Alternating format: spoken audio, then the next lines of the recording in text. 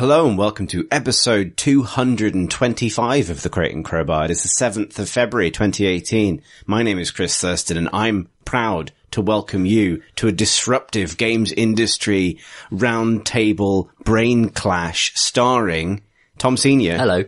And Alex Wiltshire. Good evening. Good evening. That's not the kind of energy we want here. It's too much humility. Yeah. You got to really lean in. Lean in. Hi. Good. That's good. I could feel the capitalization. Tom, would you like to reattempt your end? Yours was pretty upbeat. I was actually okay with that. Yeah, high energy, ready to disrupt, ready to, God, take you all apart and put you back together again. Everything's getting disrupted over there. Yeah. I know. It's just, there's a certain, when you're in the room, Alex, I always feel this, my clothes, my foot that's near him. It's an energy field. Feels like it's being flayed by his disruption. This disruptive bubble, you might call it, like a force field. Anyway, what are we talking about? Computer games. I like computer games. Good. That's it for this month. Thank you. We're going to do one bit of news, which is good news. And the good news is that Into the Breach has a release date. It's wonderful news. And that release date is the 27th of February, the month that this is, this year. That's only... How long has it been in development? It's a while. I think... So FTL came out in 2011 or 12? I think it was 11, late 2011, I think. Wow. I wrote it down in an article fairly recently, but I've Okay. forgotten since. But then they made the special edition or the advanced or the extended edition. Yes. Released it on iPad. So I spoke to them a few weeks ago and they said that, no, we haven't been working on it for 7 years. It hasn't been that long because they only finished working on FTL finally in 2013-14. Right. So it's a 4-ish year turnaround. That's possibly the least exciting thing about the fact that it's finally coming out. Exactly. I thought I'd start. Yeah. We can ramp up. It's called pacing, Chris. Oh, I see. Right. See, that's not how you disrupt things. You don't walk in and say politely. Oh, you go with the big thing first. Yeah, punch in. What is the big thing about Into the Breach? What is Into the Breach? Mechs are big.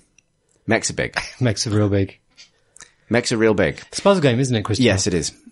It's a strategic have you puzzle been game. playing it? Have you been playing it? I've the only person I know in the entire games journalist circle that has not played it. I haven't played it. I'm not the only person at all. Chris is You disrupting two me haven't there. played it.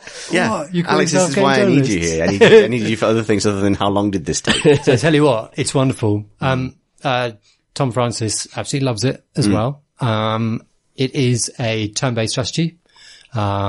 It takes on a few little ideas from FTL, but mostly it's very much its own game.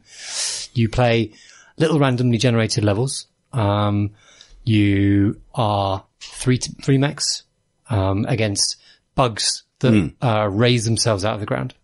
And your object is to stop the bugs from destroying cities and in the levels. For every city they destroy, the closer the world comes to disaster and the end of the game. But you also have sub-objectives, where you've got to save little, missile launchers, or you might have, special environmental effects happening. So there might be a flooding level where a line of, tiles, cause it's on a grid, a line of tiles is flooded every turn, making the play space smaller. You don't actually die when you go in the water, but you can't fire your weapons. So it constantly changing the strategy. Each of your mechs has very different capabilities. So one of them is a melee one. Well, there are lots of loadouts. There are different, teams of mechs that have very different sort of styles to them. But the vanilla, the first set, you have a mech which does melee, a really hard punch that pushes, an enemy back. There's a artillery one that has really high range and also, has the effect of pushing, any mech or any unit which is an adjacent square, and there is a tank which also pushes. But the cool thing about it, again, this pacing, I started with the slight slow and we're working up. The cool thing about it is that it's totally deterministic. Like on your turn, you get to see exactly what the enemy is going to be doing on its turn. So you can see what it's going to attack. That you can see the ranged little insect which is going to destroy a city, and you can deflect those attacks. You can either destroy it, but more often you're not going to be able to destroy it on that turn or during your turn, but you can move it to a new position, and therefore when it makes its attack, it'll kind of hopefully hit somewhere that's kind of, not going to less important. Exactly. So you're kind of constantly weighing up kind of cause and effect, and kind of weighing up damaging your mech instead of a city, or taking a city being damaged in the interest of getting something else. And there is so many, you'll spend 10 minutes, 15 minutes, 20 minutes considering a move, and then going back and trying again and thinking about it, because there are so many permutations of choices. It is wonderful. And it's all kind of, strung together with this kind of almost kind of XCOM-y kind of over sort of, what would you call it, strategy level, where it's macro, very light actually, scale macro game, thing, where you're choosing areas that you're going to be having, playing your levels. It is a fine game. It's so much up my alley that, the only reason I haven't played it is just a lack of access. I'm really looking forward to it. In fact, I sort of put it from my mind, because the fact that it had no release date made it didn't want to just get excited about it in abstract, but now that it's actually 3 weeks away, I can be excited about it in actuality. Imagine. That's it. Yeah, that's the coldest I'm capable of. It's a survival scenario thing, isn't it? So you've got like 4 turns to simply protect your cities. It's not about wiping out all of the aliens as far as I gather. Sort of like at base level, you're surviving those 5 rounds. Right. But you'll often have sub objectives. So you will be awarded some more energy for your city, for your kind of energy grid, it's called, which is this sort of, overall, the thing that if it ticks down, you'll die. Or, the game will be over. You might, if you kill all of the enemies, for instance, might be one of the sub objectives, and you'll get an award for that. You can fail a level, and it won't be game over. It will just mean that you've lost a chunk of, So has it solved the XCOM problem I would define as soon as something goes even slightly wrong, it's so much better to save scum, and in some cases it's so much better to restart the campaign. Is that no saves coming for you, Chris? There's no save. This is the one thing. There is a save, but you can't go back to a save. It auto saves between each round. I think you can quit in the middle of you can quit in the middle of a level as well, but you can't go back. You're always going forwards. I think that, no, it's kind of, I have found myself in situations where I just don't like my kind of prognosis, and therefore I'll just sort of take the hit and die. But there's an extra mechanic in it where your pilots, of the mechs are leveling up as you play, and they're being awarded XP. And when you die, you get to take one of your pilots back with you. There's the scenario is that you've got some sort of time machine, you're going back to when you die, you're going back to the start of the invasion. You're seeing whether you can do it all over again. So you can take one of your pilots back, with you at the end of that campaign.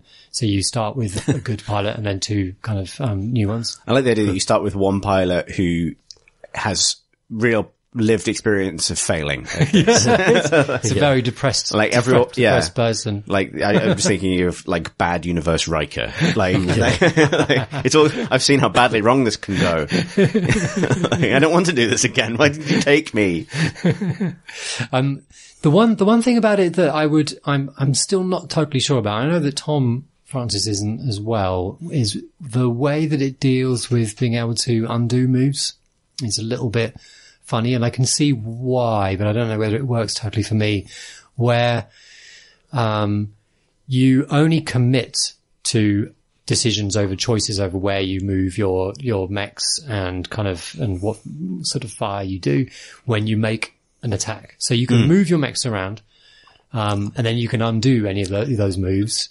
But once you made that first attack, then that's locked in and you can't go back again.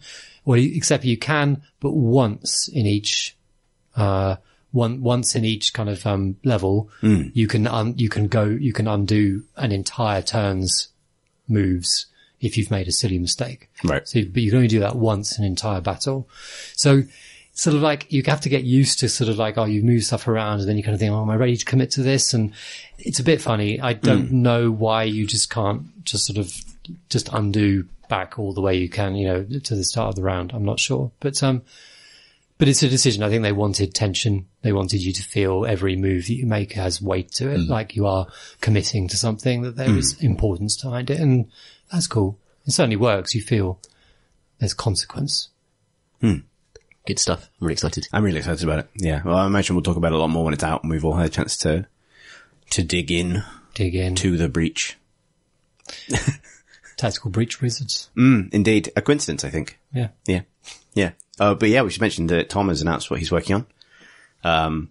This is maybe a strange thing to announce on the pod because it kind of wasn't news for us because we had been sat over Tom's shoulder as he made Wizards fight in Unity. But yeah, so if you're interested, I think Tom has registered and got running wizards.cool as the URL for the project he's currently working on, Tactical Breach Wizards, which is a game about breaching and entering and clearing rooms as a Spec Ops team of wizards. Which people who've been listening to this pod for a long time, which I think will remember started life as a PC Gamer podcast gag about 5 years ago. So there's a beautiful journey. Yeah, I don't know who first said that, but I love. We actually tried to figure this out. Oh, right. We actually genuinely. You've got all the archives that you can go into. Well, so this legit happened, right? Like we had the conversation about like, because Tom did the right thing, which is like email around like, does anyone mind if I actually make this? And obviously no one did. But we couldn't figure out where it originally started, and I even asked Living Crate and Crowbar Wiki and pod expert Kane, member of our Discord community, do you remember which episode it was? Because I think he was doing a re-listen of the original PC Gamer pod at the time. And apparently that joke just emerged fully formed, like out of some kind of like collective tac ops wizard kind of. I think it's something that lurks within everybody because I know because when Tom announced it on Twitter, sort of just like boom, and everyone went, "That's the best idea ever." Yeah, as if it was sort of always been under the surface. And I think what it is actually, I was genuinely trying to pin this down. I think it was a joke that we basically just about made. We used to record the PC Gamer podcast in one of the other offices that our employer had in Bath. And we would always have to walk there and to and from where our actual office was. And it was like a 5-minute walk. And I remember really vividly, and this will have been 2012-ish, I think, walking back with Tom and Rich McCormick and a few other people, and us all like bouncing that idea off each other. And so I think its actual origin was the walk back from the podcast, circa that era. Because it was bouncing off against another idea, which was a like Call of Duty style kind of military special operatives kind of game, but where all of the lingo is literally true. So like there was some tangos, and then like, like Grizzly Papa was like just a big bear dad that would come in, and it was also a helicopter, like this kind of, like, which that idea is a little bit more avant-garde. It's everybody, you're going to be fighting a bunch of cans of exactly. Obscure IGF entry still to come. Yes, exactly. Yeah. A lot of bandits, you know what I mean? Just like old timey kind of pistoliers. Highwaymen, you might say. Yeah, that is a dumb idea as well. Basically, we had a lot of stupid ideas, but this one's actually seeing the light of day as a game, so that's very exciting. And the art is by John Roberts, who erstwhile our regular podcast John, who did the art for Gunpoint and Heatsig as well, and is now doing some rad wizard pics. Yeah. .biz, which is the alternate URL they could have gone for, but didn't. So that's cool. I'll link that in the show notes. What have you guys been playing? Ooh, we've been playing. Tom and I have been playing the same game. The game of the moment, which is not out yet on PC and tragically won't be out until the autumn. But it is. But you can just slave her. You can just slave her until that moment. We've made an executive pod decision that we can talk about Monster Hunter, which is what we're about to talk about, because it is coming out on PC later in the year, and it is probably the most interesting game that's out at the moment. Question mark? Let's say this year. Okay. So Ooh. That's the kind of disruptive, like possibly not back-upable sentiment that no, it's alright, because I only committed us to, January's releases Okay, yes, that's true. No worries then. In that case. Actually, Subnautica, I'd say it has to fight Subnautica for... That's true. Lots of big monsters. That's only, that's been out for ages. Doesn't count. Okay, fine. Monster Hunter, Ultimate World, Monster Hunter World. Monster Hunter World. Monster Hunter Just World. World. Okay. It's bloody marvellous. Which is it's only the second one I played. I played, which one did you play? One of the 3DS ones. I don't know if there were even more than one. There was two. There was 4U and Generation. Oh, I can't remember. I think it was the first one I played. So I discovered my Charge Axe and my Charge Blade even.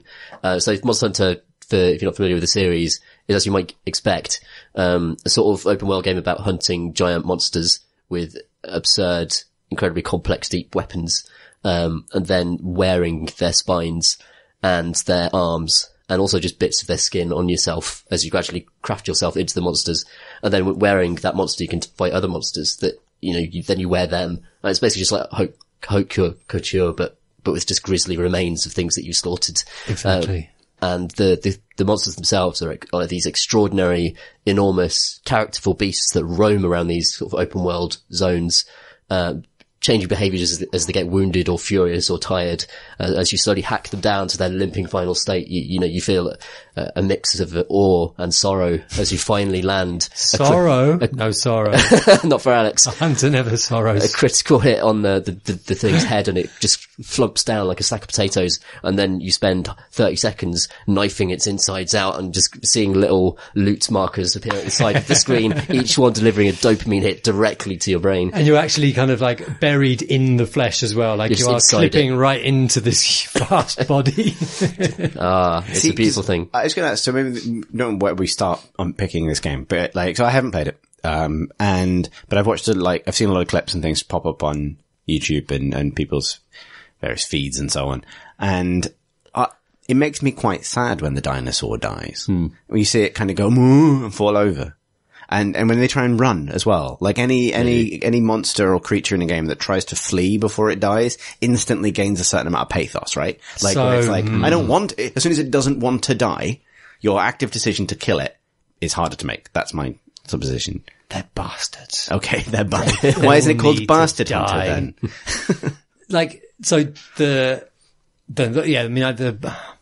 They're kind of, I think they're one of the first kind of video game enemies that because I started playing it on PSP in 2000, late 2000s.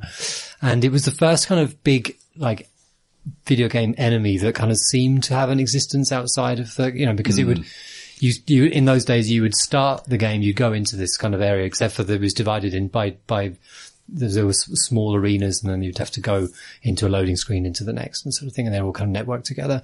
And you'd have to find this fucking thing. So that was the first thing. So I always generally felt a little bit angry with the dinosaur, with the monster at that point as you were trying to locate them. Having the nerve to wander around on its own, having and its life. They'll move around. So they might be in here, might be there. After you see them, after you start fighting them, they'll run off after a point. And it's kind of interesting that it doesn't really feel like it's flying off. It's more of a kind of like, go away. I'm like, if you're not going to leave me alone, I'm just going to go, so then you've got to chase after it. In the old days, that meant a lot more searching.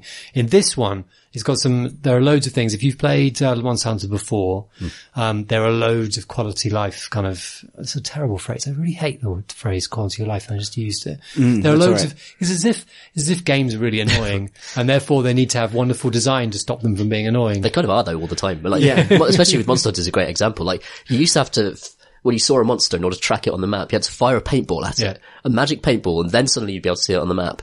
And the paintball you had to craft out of things, so you'd then have to have gone into the maps and found flowers and sort of mud and stuff to make into paintballs. That's really annoying, Alex. That's really annoying. So my life, the quality of my life has been improved during the time of playing the game. It is true. I understand what you mean. I definitely understand what it's referring to, because it's like games obviously are about usually solving a problem or overcoming a challenge, and that's annoying, right? Like in most contexts in real life, you don't want to have to overcome a challenge because unless you've said it for yourself in some way, i.e. through a game report. I think it's when a developer says it or a publisher that's saying, we've got in the sequel, we've got lots of quality of life improvements. They were your fault. Yeah. They were your fault. Don't say that you're going to improve our lives. Say sorry for fucking us up in the past. Yeah, because what people mean when they say that as well is menu's nice now.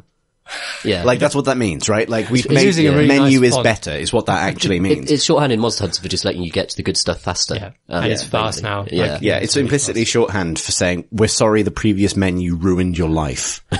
Which is, again, is a sort of self-aggrandizing somehow. Like, you wanted this so badly, you destroyed yourself on our former menu. But our new menu will allow you the same experience while harming you less. You're welcome. Thanks. Anyway, yeah, so, like, World. It's a very eccentric game. It's a very eccentric series, I think. That's what I gathered from the DS version, 3DS version, is that there's lots of stuff that's in it because previous Monster Hunters had those things in it, if you know what I mean. So what they've done is they've replaced a lot of the tracking mechanics with these glowing flies now that just highlight tracks on the floor, and that once you found enough tracks will just take you to the dinosaur that you need to kill and where.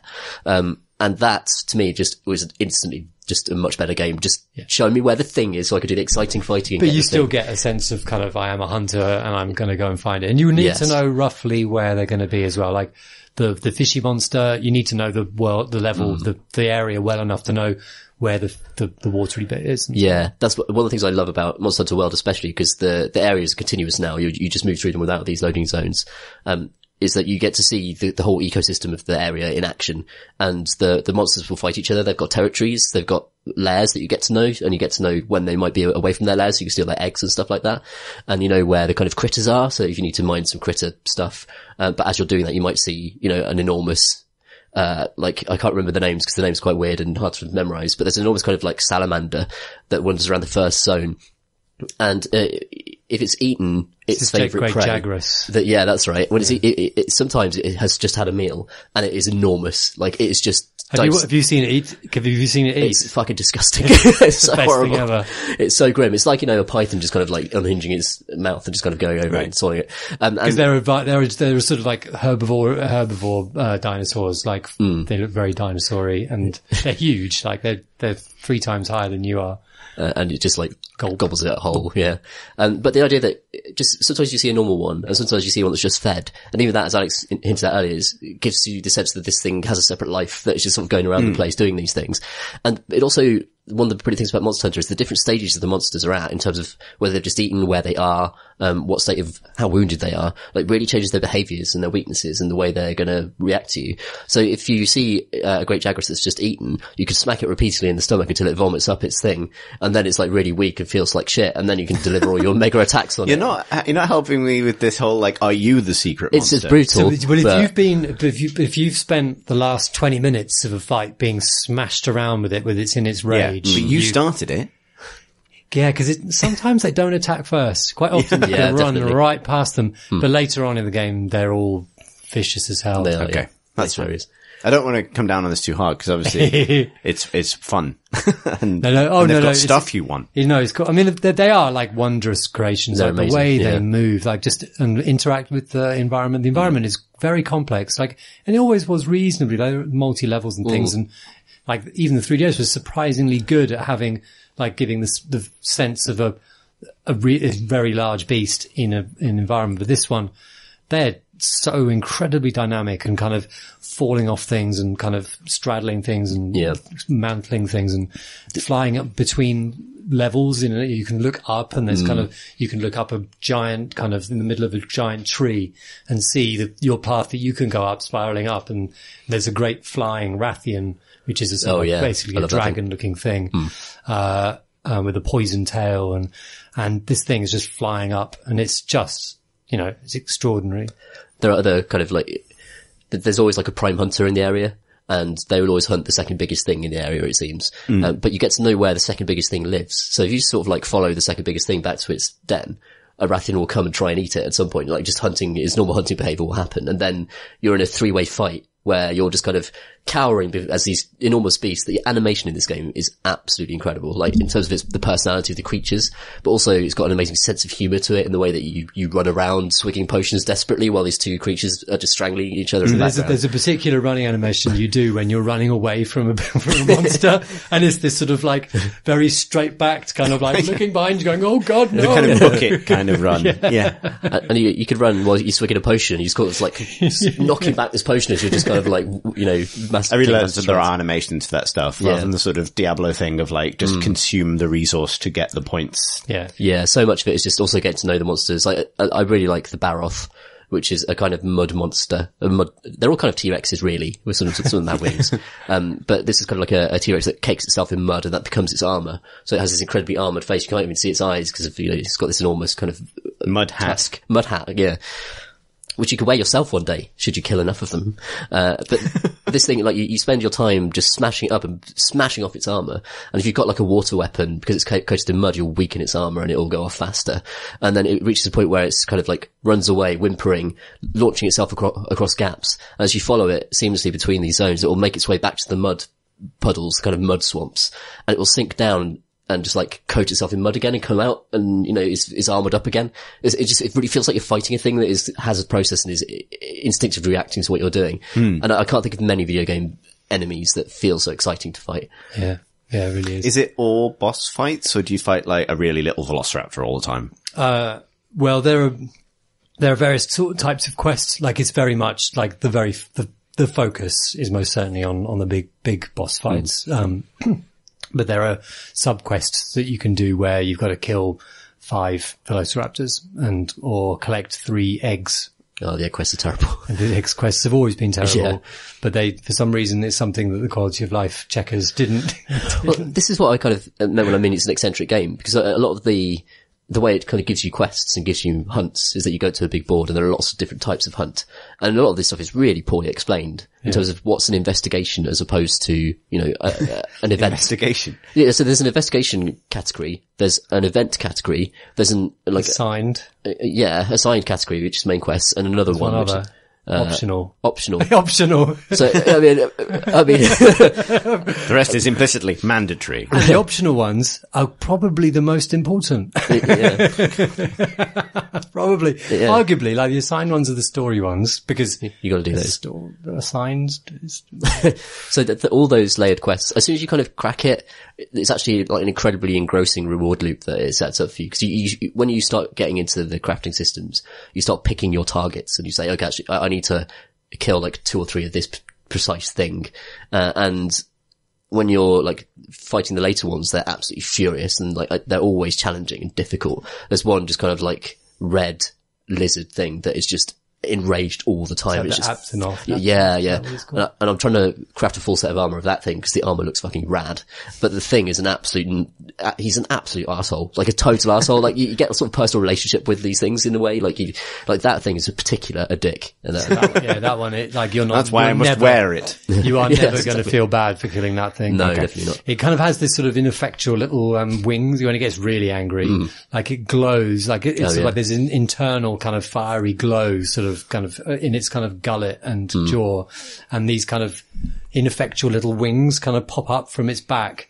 And then kind of fire starts kind of erupting from its face. Oh, his nose kind of flares as well. Yeah. It's gross. Oh, it's so good. I love the way the monsters change. Smash him up. Lots of kind of, there's an amazing kind of furry T-Rex that sort of, the more furious it becomes, the more fins come out of it. It's like that character from Star Trek Discovery. You just Right, like, yeah. and like that is an awesome thing to fight as well. I love it. I think it's brilliant. I think there's a lot of barriers for new players getting into it, which is It's the most easy one to get into yet, but that's true. Not the most, that's still not. relatively, yeah. And for players on PC, there's a lot of stuff that's very strange about the controls, the way that the weapons work. The weapons are really complex and interesting, and you really have to experiment and find a favorite. But there's lots of stuff like there are big, slow swing weapons, a lot of them, and a lot of the time you're doing combos, and they don't track your enemy, so they don't like automatically, pointing you at the thing you're trying to hit. You're trying to angle a combo so that you sort of know where the creature's head might be in 30 seconds time in order to whack it with the. Is it like really big fighting attack. a Dark Souls boss without lock-on?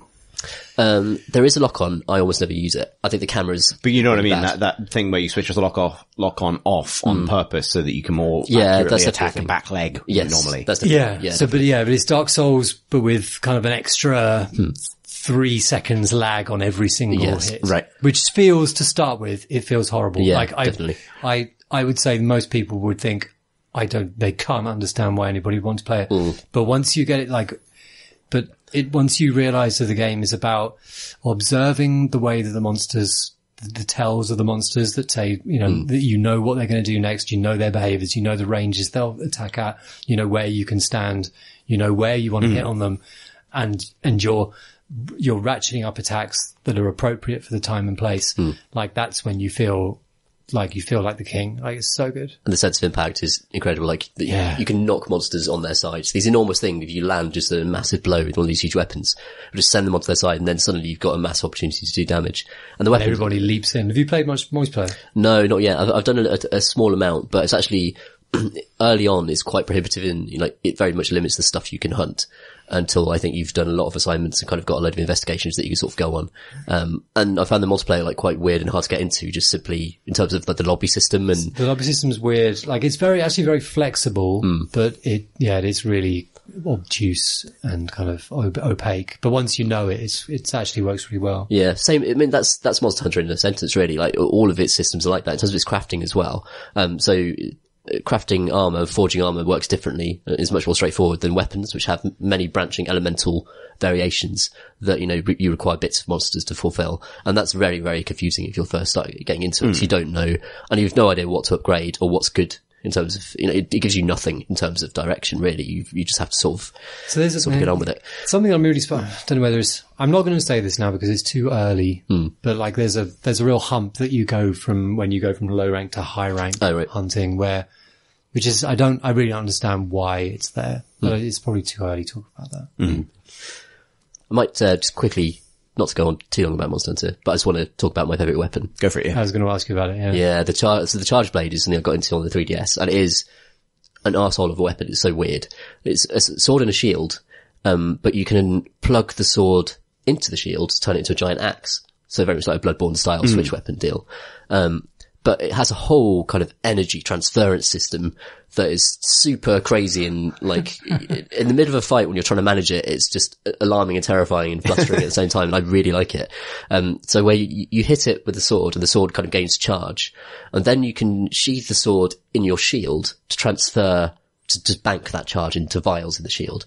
And then you can use certain moves to infuse your shield with energy, and then you can infuse your blade with elemental energy. Once you've got them both infused, you can shunt them both into a giant axe that is mega infused with energy.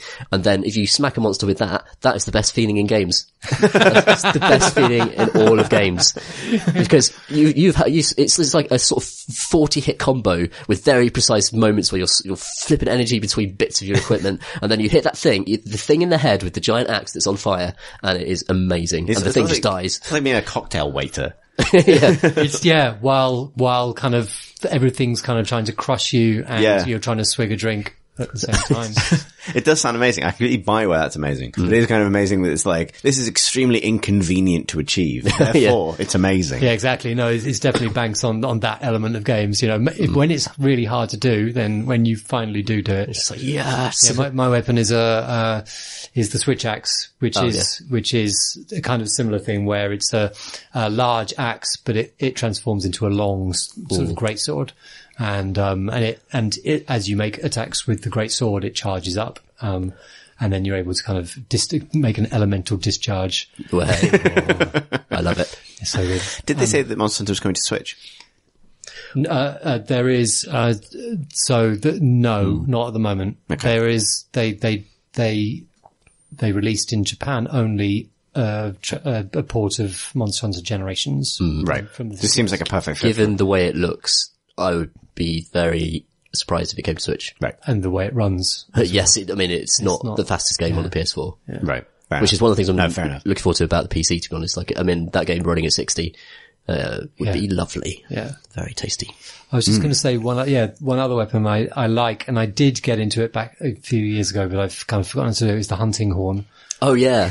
Which is a hammer that's also a horn. Yeah, it's a giant. That's the most Warhammer thing I can imagine. Hammer-like bagpipe. That's right. And you can smash bonk monsters over the head. Smash bonk the monsters over the head and knock them out with it.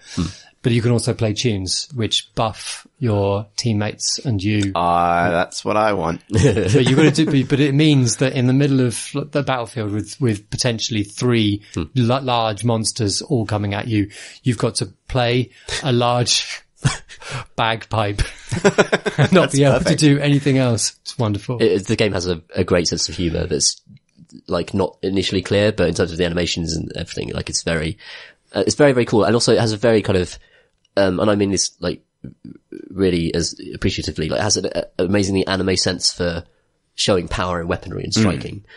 So like when you charge up your charge axe, like you crouch and your thing just like in really like impactful, well-rhythmed stages just goes and then you let it go. It's the sense of rhythm is just really strong. It reminds me a lot of like the best kind of Japanese combat games. Anyway, we've gone on about it for a while. No, but it's superb.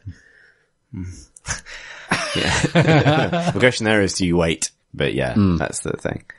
That was actually that's a question about multiplayer, because I think because so much of what I've seen people enjoy about it has been the co-op experience.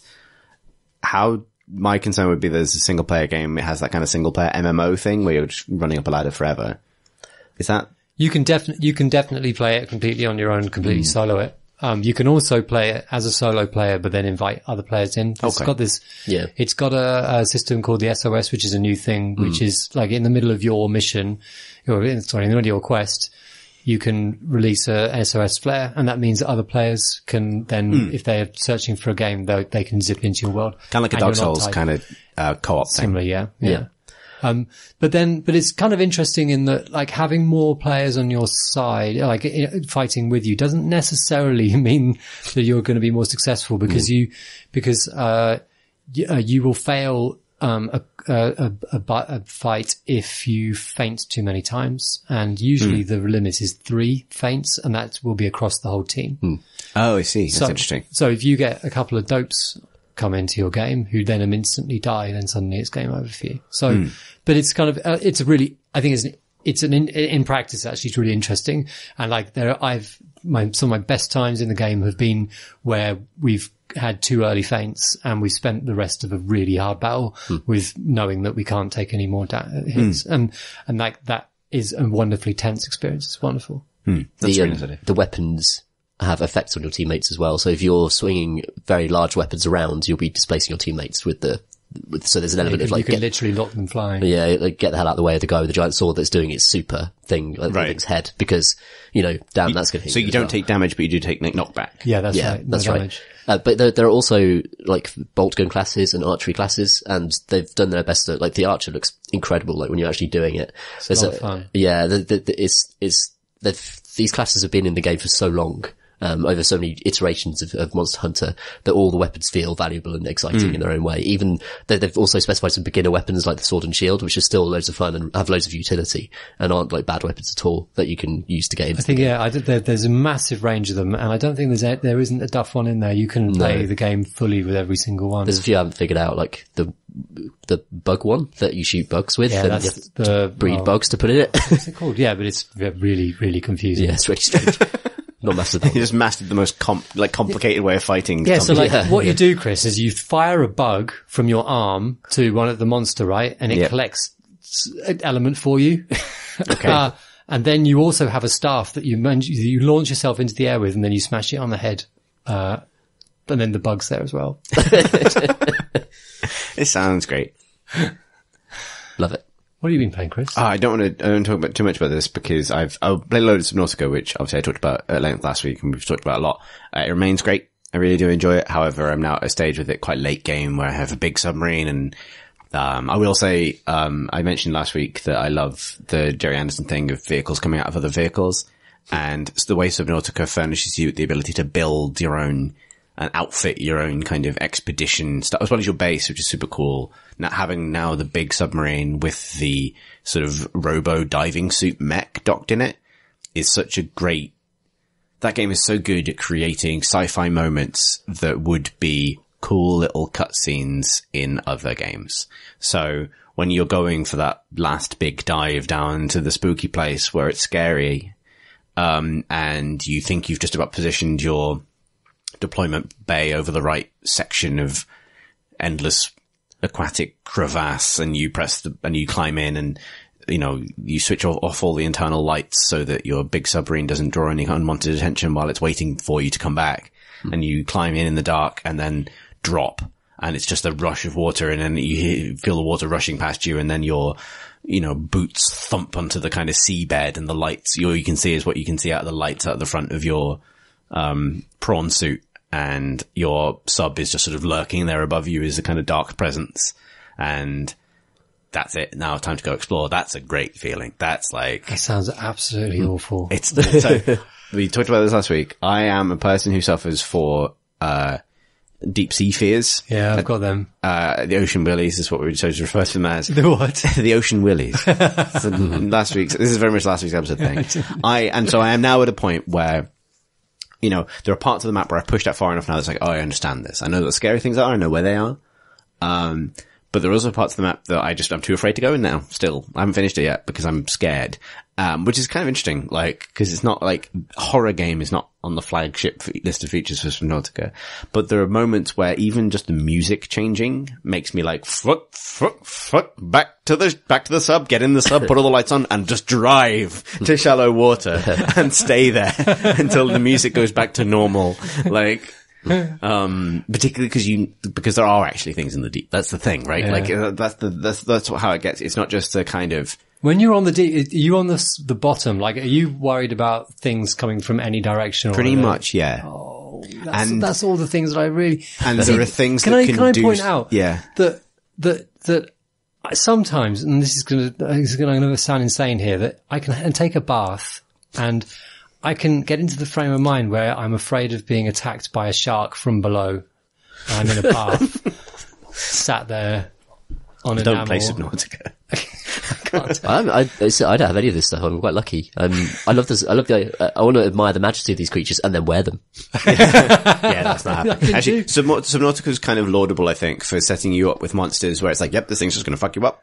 So that's not a criticism of any game where it's about beating up the big monsters, but Dark Souls has this logic, or any big boss fight game has this logic where a sufficiently well-armed tiny thing can beat up through a series of sick combos this big old T-Rex. Yeah. Oh yes. Right, you climb up on its head, you hit it in the brain, the Shadow of the Colossus thing, right? Yeah. Subnautica is from, I think, a less common school of video game thought, which is no, this is bigger than you. Yeah. You're dead. If this existed in real life, it wouldn't have, you wouldn't be its natural predator, right? And I think that's, I like that. I think to get to the bottom of the ocean willies, it's the idea that there could be an area on Earth where you are not the apex predator even as a technologically equipped human, right? Not even with the charge blade. Maybe, so that's the maybe thing. With the charge blade. Maybe with the charge blade. Exactly. Cause you can get an electric pulse for your little mini sub that puts off smaller creatures. You can fit a torpedo arm on a lot of the stuff and fire torpedoes, but they tend to be they don't kill stuff. They inconvenience and put off things. Often your best choice is to run, a lot of the time. And then there are creatures that do other things to you that aren't pleasant. And, in terms of I don't want to spoil surprise of what some of the late game enemies can do to upset. Well, it's not graphically violent or anything. It's just oh, I don't want to be here. It's Do they go woo? There's some element of that. And also learning what they all sound like and things like that and what that means is kind of important. I remember watching a video with somebody kind of just, they were quite deep and something hit the hull and they couldn't tell what it was. And, it looked amazing. I didn't want to play that. Yeah, sounds great. The sonar feature is great as well. Because the sonar is very granular, it pings off any solid object. And so you can use it to see much further than you want, but you'll sometimes just see the tail of something flicking back into the darkness beyond the sonar range. And it's just well, that's there. And it's gone. But it was there. I just saw for a second. It's very effective. I think something that maybe is a through line here that's really interesting is that game is very much about your growing feeling of mastery over an environment. And it meets it up very, very, very slowly. But your mastery is expressed through your ability to survive in a place for long enough to achieve usually a research or engineering objective and then get the fuck out. Yeah. It's not, I'm going to kill everything here. Cause it's still similar. It's a crafting arc, right? It's gathering materials in one area so that you can then confront the challenges in another area. But in Subnautica, what that means is surviving in a place for long enough to fill your inventory with the bits you need and then run. because you just don't want to die, right?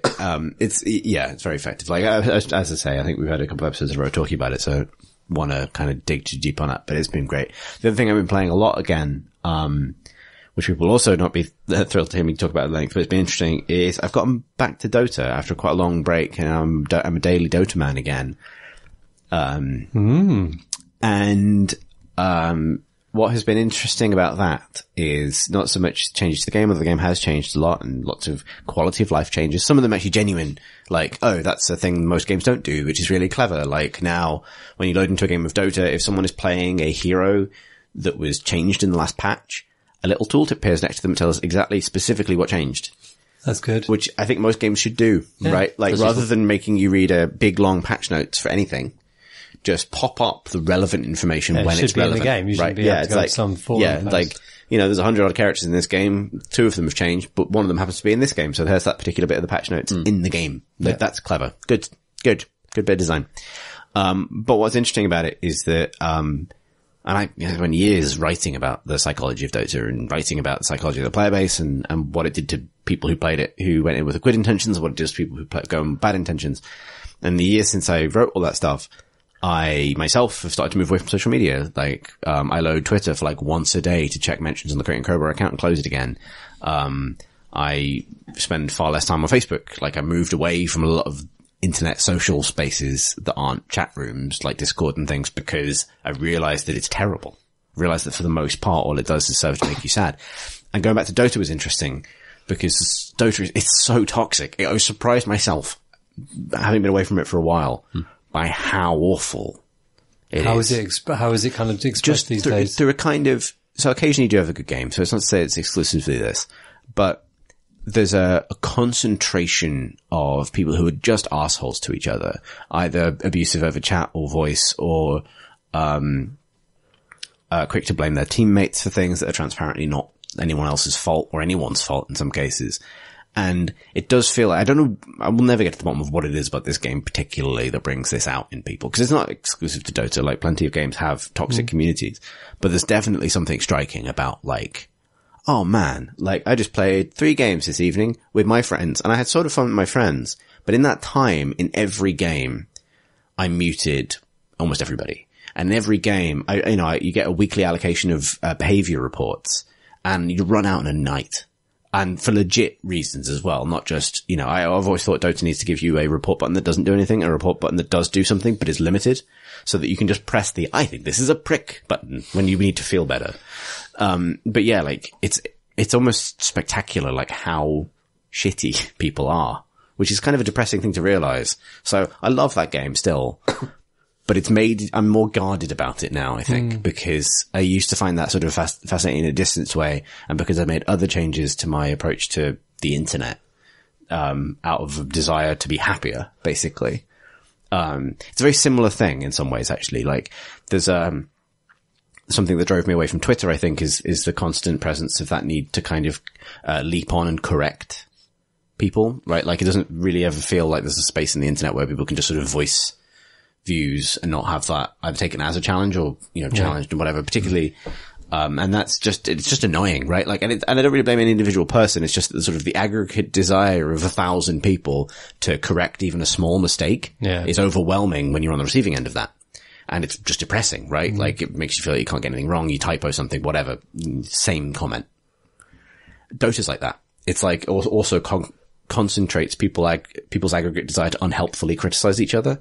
I'm making it sound like hell, I appreciate, but I'm more aware of that now. Like, I have to go in knowing what I want to get out of it. And I have to go in wanting something different from, Battlegrounds, which is the other game I play with my friends. Because Battlegrounds is far more pleasant.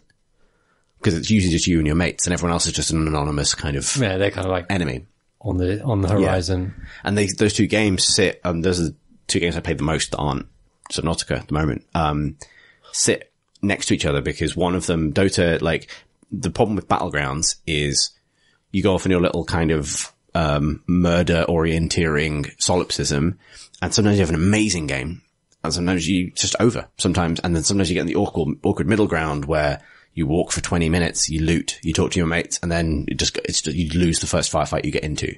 It can sometimes feel like a game where nothing happens. Or the meat of the game, which is exciting firefights with dynamic elements, doesn't occur, or occurs once unsatisfactorily, then you wait half an hour for it to happen again.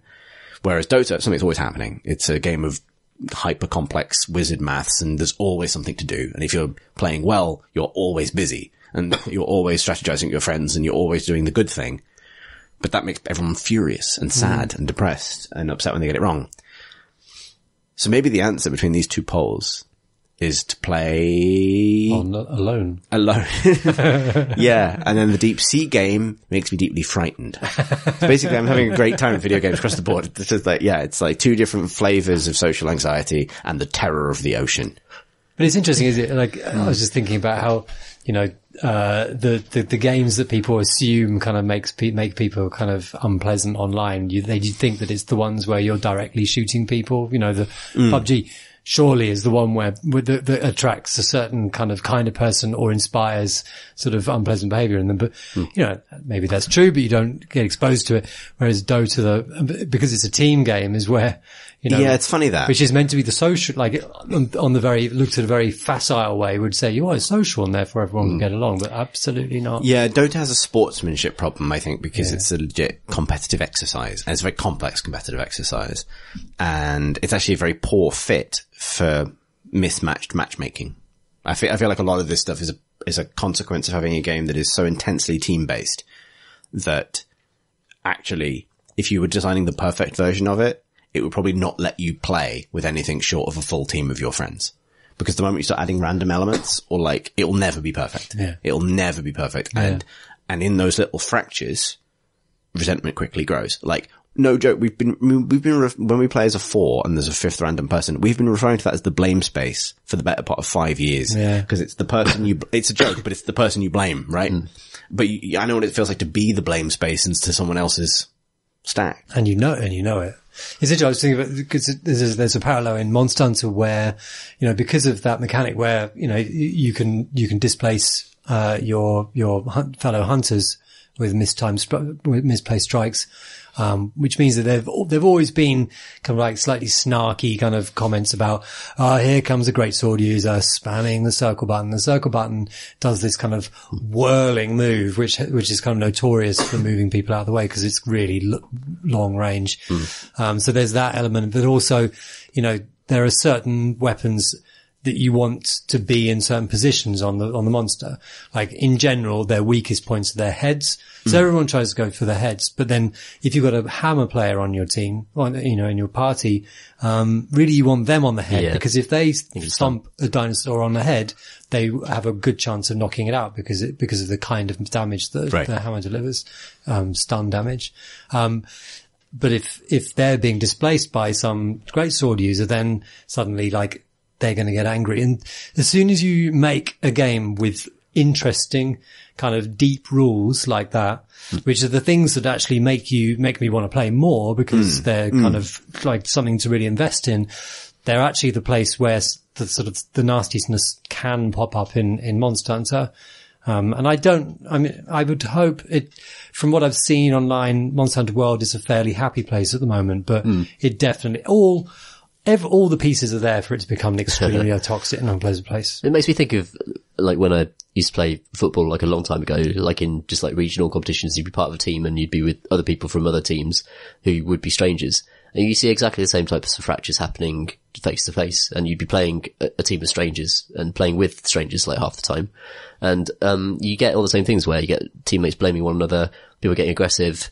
But it's so kind of like taught that that's part of the game and that it stops when the game stops. Yeah. That it doesn't create like a lasting bitterness. It's just part of the excitement of the competition actually. And actually aggression and aggro and, you know, bad language and stuff in the right context, is part of the excitement of competition. But as long as like it ends when it ends and it doesn't go too far, right? It doesn't actually turn into violence or whatever. Yeah. And I wondered like if it's a different context online, isn't it? It's interesting, like, cause I experienced that a lot, cause I used to be big into rowing and coxing specifically. And there was definitely a kind of, a lot of different attitudes. Like I was never comfortable being kind of, and I know the word cox is funny, so I'm just going to have to get through that in the course of this anecdote. But there are a lot of people who wanted, particularly very competitive, often male rowers who would want a particular form of basically like abusive coxing, like where it's more like you're a drill sergeant in the army screaming abuse at people in order to make them row better and quicker and on time. But equally, and that was often represented at the highest level of the game and became kind of normalized among the coaching and coxing of people at the top level of the game. So a certain, of the sport. So a certain amount of like toxicity was kind of, embedded in the attitudes of certain clubs and certain squads at a certain point. And this is something that's interesting because I think there is actually a parity with, that I found with, video games is, however, that same attitude would be off-putting and often deeply unhelpful to people at the beginning of their journey. People may have all the talent and potential in the world, but who would find the kind of embedded toxic assumption of the correct attitude towards the competitive thing to be the thing that broke it for them. So I ended up drifting more towards like, lower level boats of all sorts and coaching that end of things because I preferred an approach that was more like positive, exciting, hopefully, and kind of energizing, but not abusive. And then what was really interesting is like briefly during that time in my life, I ended up, coxing some very, very high level rowing. And suddenly on the far side of the bell curve, the abuse all petered out again. Really? Because at the very best don't want the distraction and the nonsense and the theater of that abuse and the swearing and the because they're probably and the invested toxicity. anyway. They don't need because to you can assume investment because it's people operating at the highest level of the sport. And that's not to say none of these are going to be universally true rules. It was just my experience, but that is something that mapped very cleanly onto how I encountered Dota players back when I was covering that professionally a lot more as well, where like new players more often than not, unless they come into the games as bastards, kind of want to learn and want to have fun and stuff.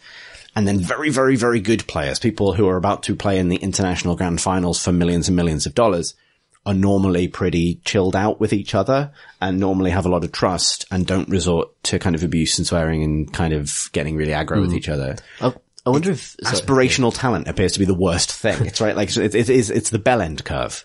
Yeah. And but I wonder if like, sometimes like insults and stuff actually creates stakes for people. Like, you get people that you dislike and that you really want to beat. And then suddenly this competitive thing is more important because you're personally invested in fighting that particular person. And, you know, that's part of competition, isn't it? Yeah. I think it's interesting. Like, I think that's just something it depends on the sport and the context. Yeah. And I think but I don't think it's always possible to leave stuff behind as part of the game. Or like it shouldn't be reasonably expected that you do if there's an alternative to abuse, right? Like, and again, it's a big what if, but it's interesting from a game design point of view because I agree with you, Alex, that sufficiently interesting team focused design inevitably creates ways for people to fail each other. And as soon as you can do that, like, I mean, it's that kind of, part of what I take is from the, the Dota, the pro Dota example you were talking about, which is really interesting. And it feels like part of it is the kind of people who get angry because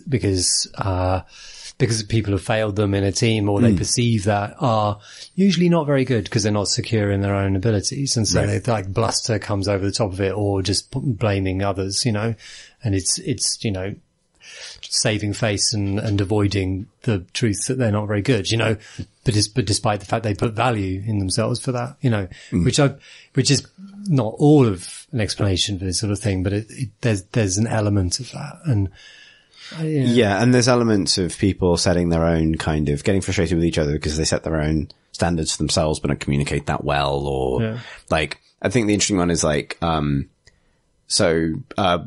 PUBG is really interesting for this because most of your success and failure in PUBG is actually quite invisible to your teammates. Like the ballistics are kind of, it's very good to be good at the ballistics in PUBG, but it takes learning, right? And those successes are usually invisible. You miss a lot in that game. Yeah. And so when your teammate fails to get a kill, you can't, basically everyone sympathizes with that because anything could happen. When bullets, it's not realistic, but that element of it has some sort of verisimilitude where it's like when people start shooting at each other, mad things happen and stuff just goes wrong sometimes. Sometimes you catch a stray bullet, right? No one blames people for that. Where the blame tends to come in is when people don't communicate well, right? Like, But often that's a way of offloading. Like, so if I've definitely done this where I get caught, because a teammate has told me someone's in a certain direction, but hasn't been very specific. And I've made maybe the mistake of overextending or going a bit further and making my own assumptions about where someone might be. And then I get shot in the back because I misunderstood my friend. And it's very easy to go, oh, I wish you'd been more specific about where that person was. Because that's basically the only area of the game where you directly kind of gauge someone else's perception of what's going on relative to your own, if that makes sense. Whereas in Dota, one of the things that's super interesting about it is all of the game information in Dota is completely transparent to everyone who's playing. Obviously if you're super quick, you can click on other people's inventories and see their cooldowns and everything else. But you're all sharing a common isometric perspective.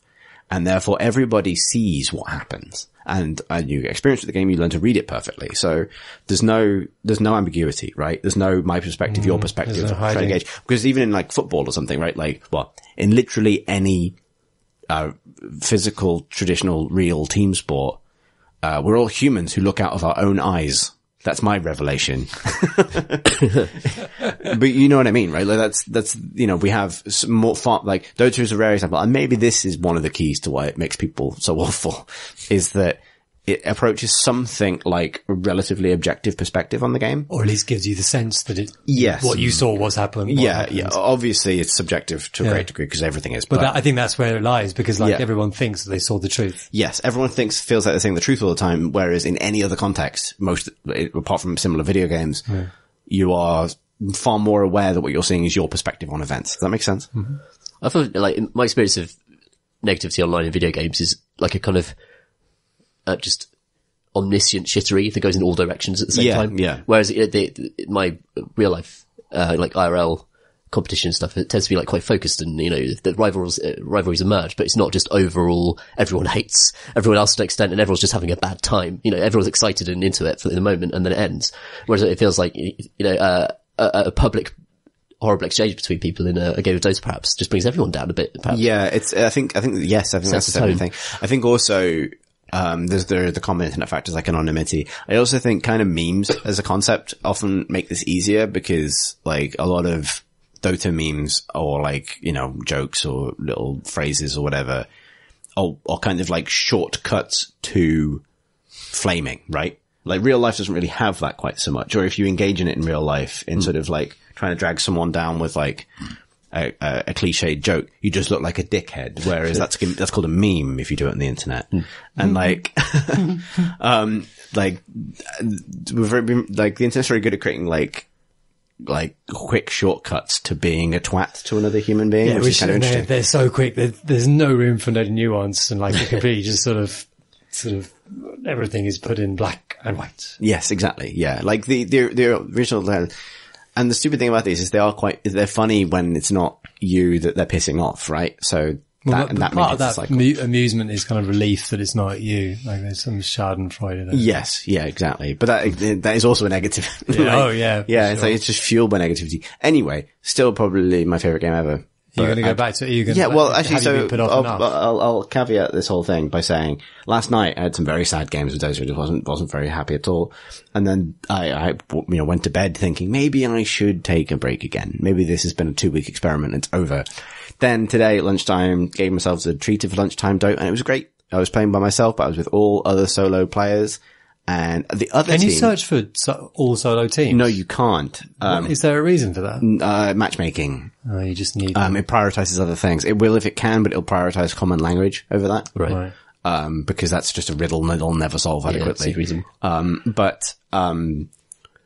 And it was just one of those games that was lovely. Like the enemy team ended the game by saying, like, please report my teammates, they're all awful twats. So they were going nuclear. But on Team Us, I think because we started winning from quite early from the start of the game and we all played quite well, there was a lot of like, well played, that was good. Mm-hmm. I suspect that if we had gone wrong, it all turned to shit. It would have gone to complete shit. But it was, in isolation, a positive experience with other people. And I did commend them all at the end and give them the little tick and get the commends back. And there was like, well played, team. Whoop, whoop. Good job. That one experience. Okay, another 2 weeks of misery then. It's been 5 years, Alex. Anyway, so that's what I've been up 2. Any more for any more? Any other games people been playing? What about The Hunt? I've been playing, The Hunt obviously is most of my life at the moment, but I'm also reviewing Final Fantasy 12 for PC Gamer. Oh wow. Oh wow. Yeah. So the remaster of that, Zodiac Age, came out on the PS4 and Xbox One, perhaps, or maybe just PS4, last year. And it's one of my favourite Final Fantasy games, and it also has some of the most obvious flaws of any Final Fantasy game, apart from 13, which is just glaringly bad in spaces. Final Fantasy 12 has one of my favourite RPG party systems in any game, which is the Gambit system, which is essentially, instead of asking you to micromanage a squad of heroes, you design their AI instead. Yeah. And that's the game. The original Dragon Age nicked this system wholesale. They did. The best thing about that game. Absolutely. And it's tremendous in Final Fantasy 12. The The way mistake. it unlocks is cool as well. Yeah, but for me, it's like way too slow. Yeah, maybe, yeah. So the game becomes interesting, as soon as you have enough party members and enough gambits between them to start creating a machine, basically. A kind of cross-party machine. A death ball, exactly. A kind of self-sustaining murder squad that can heal itself with incredible efficiency, but also debuff enemies that need to be debuffed, hit enemy weaknesses, just automatically. So you're just making a machine and watching it go, and the watching it go element is very passive, which is the problem with the early game when you only have like 2 moves or 2 gambits or 2 squad members, because your guys do everything automatically and you're just watching 2 people twat things with swords and you have nothing to do with it. However, once you start facing more difficult enemies, you start to get, really into the gambit system, and it's so, lets you tailor your party to such a fine degree that it's a completely engrossing, almost like puzzle game, where you can put it's basically a list of tiered commands, and your character will move through each command from the top to bottom. So the top command might be, ally below 10% health, cast heal on them. And if any ally drops below 10% health, they'll just do that automatically. And then you might have a different character that isn't a healer who is, detect enemy, first of all, scan enemies for weaknesses, then, a series of gambits that say, okay, if enemy weak to fire, cast, make a fire spell. And then you do this and you eventually create just an interlocked network of, abilities and spells. And it's almost like a kind of Pokemon game where you just go into a dungeon and just let them get on with it and just sit back and marvel at your mastery of this beautiful, intricate puzzle system. The great thing that the Zodiac Age remaster does is that it adds an essential fast forward button. So, you can choose to just press a button and the game will double in speed. Or you can go to the menu options and say, actually, I don't want it to double in speed. I want it to quadruple in speed when I press that button. So you can set up your team, your magnificent kind of grinding mechanism, and then you could go out into a plane full of the hardest enemies and go 4 times speed and just watch them clear out and just get all of the rewards that it would have taken you in the original version like 10 hours to get in like just, 20 minutes or something. And you're just sitting back there just like cackling at how beautiful and spectacular this sort of glorious, spectacular show of death is. And that's why Final Fantasy 12 is for me the most satisfying, Final Fantasy RPG as an RPG kind of combat system.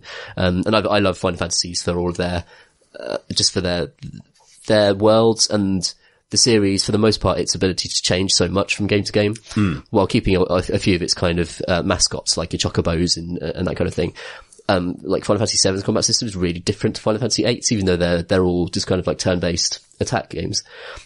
Final Fantasy IX went back to like an old school job system again, just kind of just renovating it. And 12 is the boldest thing they've ever done with Final Fantasy. And it was kind of a similar time when they were developing the MMOs. So there's definitely an MMO DNA in Final Fantasy 12 system. But it is, for me, just the most successful, squad That's combat. super cool. Yeah. You mentioned that, it had some low points as well. What were they? So first of all, like the start of the game massively front loads some very boxy, quite poor sewer levels. There are a lot of them. Like it's a lot of going into sewers and then going into a prison, then go back into some sewers, and it goes on a long time. The plot is deeply confused. It kind of has some obvious leading characters and yet it lumps you with Vaan, this kind of, fairy kind of type figure, a kind of youthful, I don't know how to describe him really. It's the little boy, the little urchin, who's just a total nobody. Like he's got the worst American kind of accent, kind of voice. And he's just so uninteresting. And there are like several plots unfolding around him. First of all, there's a cool Sky Pirate adventure theme, championed by Balthier, who's like a waistcoat wearing, quipping British, dandy of the skies. And, his companion is some sort of dominatrix rabbit thing. She's kind of like Chewbacca as well. Yeah. In role. That's her role with the She story. doesn't really say much, but she's massively, hugely powerful and like basically Incredible and just like, she's got a massive bow and she's a master of dark magic and can stop time and stuff like this, while Balthier's just kind of quipping and shooting stuff. And they've got an airship and they go around the world having adventures and stealing stuff.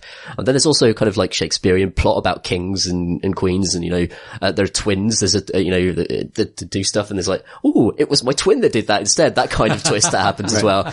So in that respect, it's kind of a mess, but it's kind of a beautiful mess because a lot of the art direction I think came from the people behind Vagrant Story, which is a really super interesting story. I think it was written by the same person as well, and the same person as behind Final Fantasy Tactics. Like the story, all the kind of like political wrangling kingdom stuff is so like Vagrant Story. It has so many similar looking villains. Like there are the judges in Final Fantasy 12 who look amazing, and they're kind of the main antagonists. The whole thing, these sort of hyper armored brutes who all have their own kind of political aspirations. That's very, very Vagrant Story. That all comes from that. And Vagrant Story was, all these kind of sepia toned, it has very similar artistic roots. It's really hard to pin down how. It feels a lot like, so Vagrant Story's in this kind of, abandoned kind of city, isn't it? Like, and you're going through these kind of halls and things. It feels a lot like Dark Souls, actually. Yeah. Very kind of, lonely place, but sort of, yeah. Occasionally you'll see some soldiers marching around trying to do something political to the kingdom. But it's a super interesting game. It seems like to me a little bit highly priced for a remaster. It's like £27-28 for a game that still, I mean, they've done a good job with the remaster for the most part, but all of the textures apart from the characters have obviously just undergone the same process. So they've been kind of like colorized and defined, and then some sort of random noise pattern has been put over it, and that is a little bit distracting, especially having played the original PS2 version. I don't kind of subscribe to a lot of the op-eds that have said that it loses its spirit for this having happened, but it is something that will be noticeable on a PC monitor.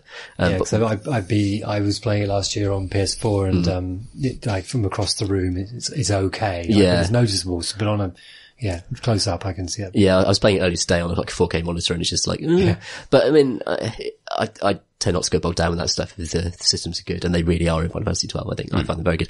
Lots of very good sort of hidden high level challenges, which I love in Final Fantasy games, like the weapons in 7, the Bahamut in like the other games. Like I love these secret hidden bosses that really force you to, like the dragons in Dragon Age Inquisition, actually, where it really forces you to engage with the combat systems to their maximum potential and really push them. 12's good at that. Awesome. I'd actually really like to play that, actually. But yeah, you're right, the price is off-putting at 30 quid. So. A bit much for me, personally. Yeah. But that's a Steam sale waiting to happen, right? Really is. Alex, I believe you've been RPG combating. I went back to Original Sin 2. The Original Sin 2. I didn't intend to stop playing it, but it just happened because that's how it goes with CRPGs, Alex. That's good, but that's actually good to know because every single one I've kind of stopped and started and stopped, and I thought it was me. Yeah, they're the meat of my Steam shame list. Yeah, because and this one is so good. It's such a lot of fun. I'm in Act 2, and stakes is getting higher, but my abilities are really raising, and I was just interested in the fighting system. I interviewed one of the combat engineers for it about how on earth they balance just the sheer range of things that are happening. Like they've got to cope with the fact that the player might not be fielding all of their party because one of their party is, two of their party could be on the other side of the map. So there's only 2. Oh, yeah. They might have summon abilities. The other team might have some abilities. The AI it might be raining. It might be raining. There might be, there's the whole thing's on fire, or there's acid everywhere, and there are enormous numbers of different spells and consumable goods and things like that. And how on earth they balance all that. And, they're really interesting on that in the way that they kind of managed to focus down, because I played Original Sin 1 but I really didn't get far on that. And I know I stopped because I just got bogged down. Like, it was very difficult. It was really hard, and I got into some fights that I just couldn't possibly win. And it's sort of like, and I was in the main town for ages, and I just thought, I just don't want to go on. But I remember the battles being incredibly chaotic, and I just never felt under control. And this one, I feel surprisingly in control, given the amount of kind of variability, things that happen. And yeah, it was interesting there. One of the things that they do is for every, buff and debuff that they have opposites. So, there are elemental effects you can put onto the ground. You can set the ground on fire, or you can freeze the ground, and that has effects to any character that goes into them. But rather than, there are loads of them, but they're usually opposites. So if you have a frozen piece of ground, you cast fire on it. You then, the first time you cast fire on it, it'll turn to sort of like a puddle. And then the second time you cast fire on it, it'll become a fire. So there aren't steam, and then, yeah. But there's steam in the air, and that can be electrified sort of thing. Yeah. But they're always kind of, it feels like the variables are kind of like out of this world, but actually they're all on these kind of little mini scales, and it's actually a push-pull thing between two scales rather than lots of individual things that are happening. It's interesting because it's an interesting comparison with Final Fantasy 12 actually, because it's a game where you wouldn't want the Gambit system, because actually your brain is better at parsing the logic of those situations faster than you could usefully program it. Like, you could program it because the logic is understandable. But whereas like the Final Fantasy 12 thing or the Dragon Age thing might be if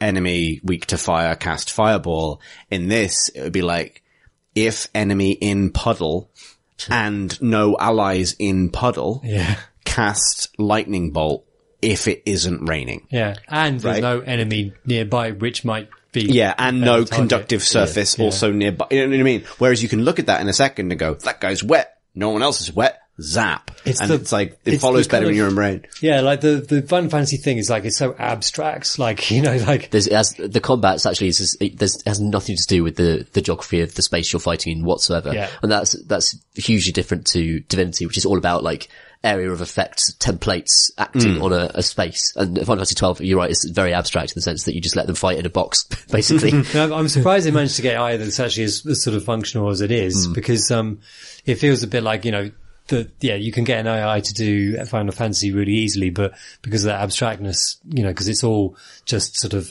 it's basically a spreadsheet happening, and you just sort of, whereas this is kind of like the chess thing where it's about human intuition on a thing. It's like, I feel that's the right thing to do. I think also there's an element that like they have slightly different objectives, like as RPGs. So like, Final Fantasy, and maybe this brings back to Monster Hunter, like Final Fantasy, even though it approaches it a lot of different ways, is traditionally they traditionally have, like, when they're working, quite well managed arcs in terms of how powerful you feel and how hard you're having to work to overcome bosses. And where they are weak is when they have planned grinding time. Like, the designers have gone and said, we plan for you to spend 10 hours in this area rinsing it for the rewards you need in order to have fun in the next area. And that was just a design sensibility that has sort of faded from games. Whereas, and that's because the arc of the plot is carefully mapped out. You traditionally don't have loads of choice about where you go next. It's a planned curve, right? Like a power arc. It's really, whereas Divinity isn't. Divinity is like far more a sandbox. That's interesting because he said they were very keen to have a power arc, because they need to be sure that. So one of the problems with the original release of Divinity Original Sin 1 was, so before his extended edition or something like that. Anyway, there's a second edition. They released the original one. They had problems with the gold economy in it, and it was quite interesting.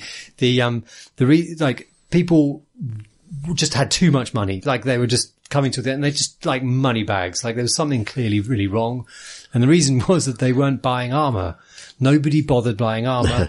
They bought swords. They always made sure they got swords.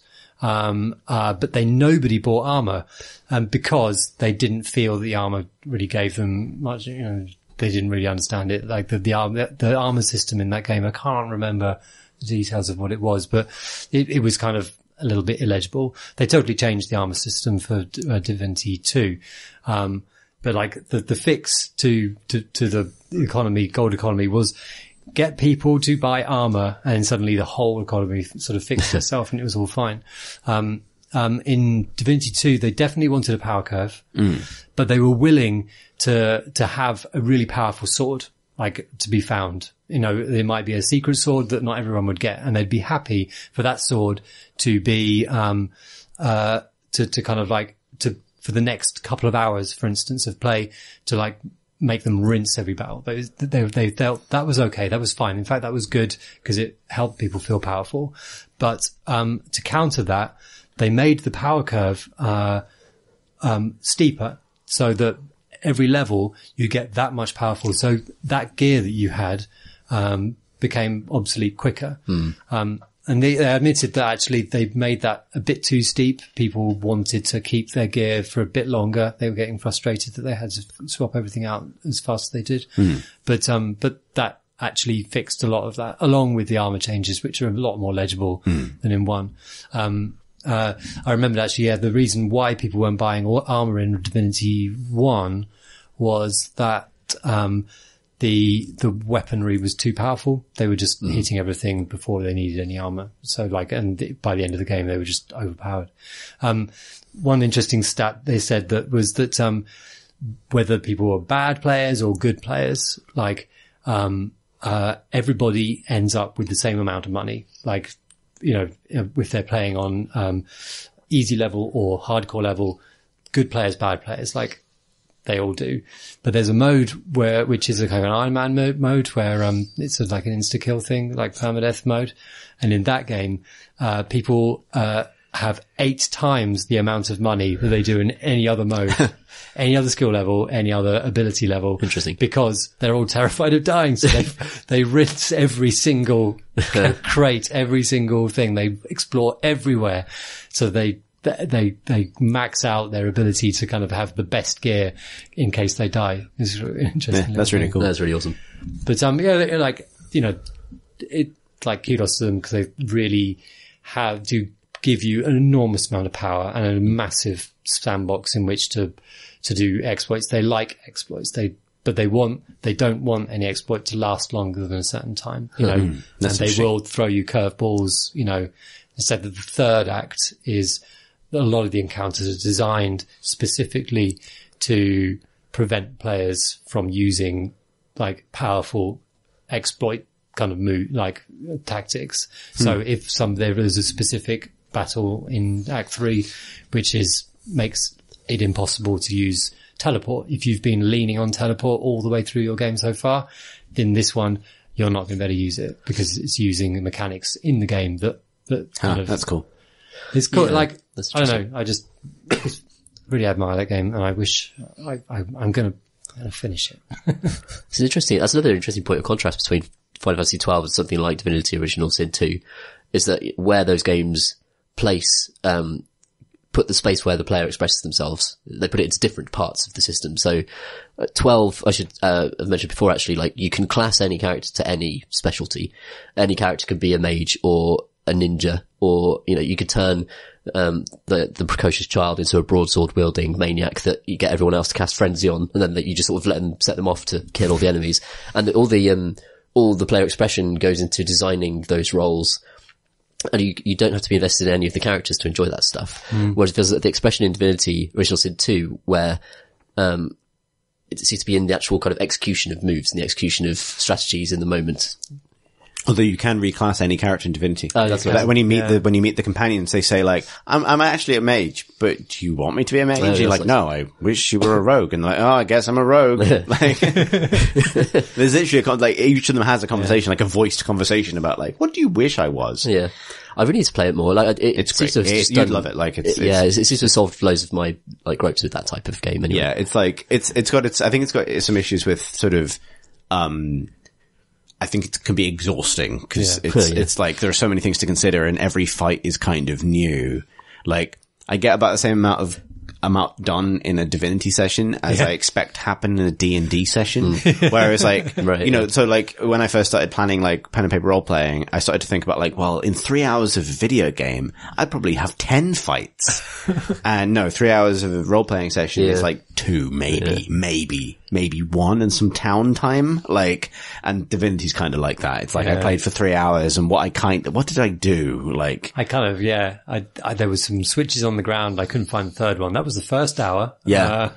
I talked to a rat, but it was a bit of a blind alley, and then I fought some men, but then I stopped. Yeah, like, in a good way, though, where it's like, it all matters so much. I think I cheapened Divinity Original Sin 2 for myself a bit by going on such a rampage through the first area after I'd kind of finished it. It is a death valley for me as well, that original town. Yeah, it's like, I killed a lot of people. Time to move on. It was their fault. They were bastards. Yeah. Therefore, to move back to the logic from earlier, it's fine. Shall we do some questions? Yes. Let's do that. Let's do that. That's fine. So we had a slightly abortive start to questions the first time around because I thought I was going to burp, but then I didn't. I thought when you were saying yes, like in a really long way, I thought that might transition into in an alarming way, but it's fine in the end. We made it. Taking everyone on this journey together. Let's do some questions. We've sent a decent number of questions. We're only going to answer 2 on this episode, partly because we're a little bit short on time tonight. It's gotten very late. It has gotten very late because we started a little bit late. So apologies if you did write in. We did read and enjoy your emails. Thank you very much for that. We talked about them. We did talk about them, but not in a helpful way with the microphone. Because oh no, hang on, that would probably be really frustrating to hear that we talked about them. Oh, don't draw attention. This is not the kind of disruption we were going for. No, but we often get sent really good questions, or often long questions or interesting anecdotes that we don't have like a kind of podcast mileage in terms of answering, but they're nonetheless very good questions. So if you have emailed us, thank you very much. Our first question, what we don't have speaky thoughts about, comes from Robert, who writes, "Hi, Creighton Crowbar. I've recently started a job working with at-risk and neglected children, which I'm loving. Surprisingly, my knowledge of Minecraft has been incredibly beneficial to this role, as my knowledge of building the perfect roof and my stories of a beta Minecraft, where there was no creative mode or redstone, has really helped me bond and engage with the children, to the point that my fiancé jokes that Minecraft has been more beneficial for my career than my master's degree. My question is, have video games contributed to your life or job in an unexpected way or situation? Thanks for casting..." Robert, so I laughed at that because, like, yeah, obviously, like, this is what's become of me. So anyway, there's a PS that may be interesting people who listen to the previous episode.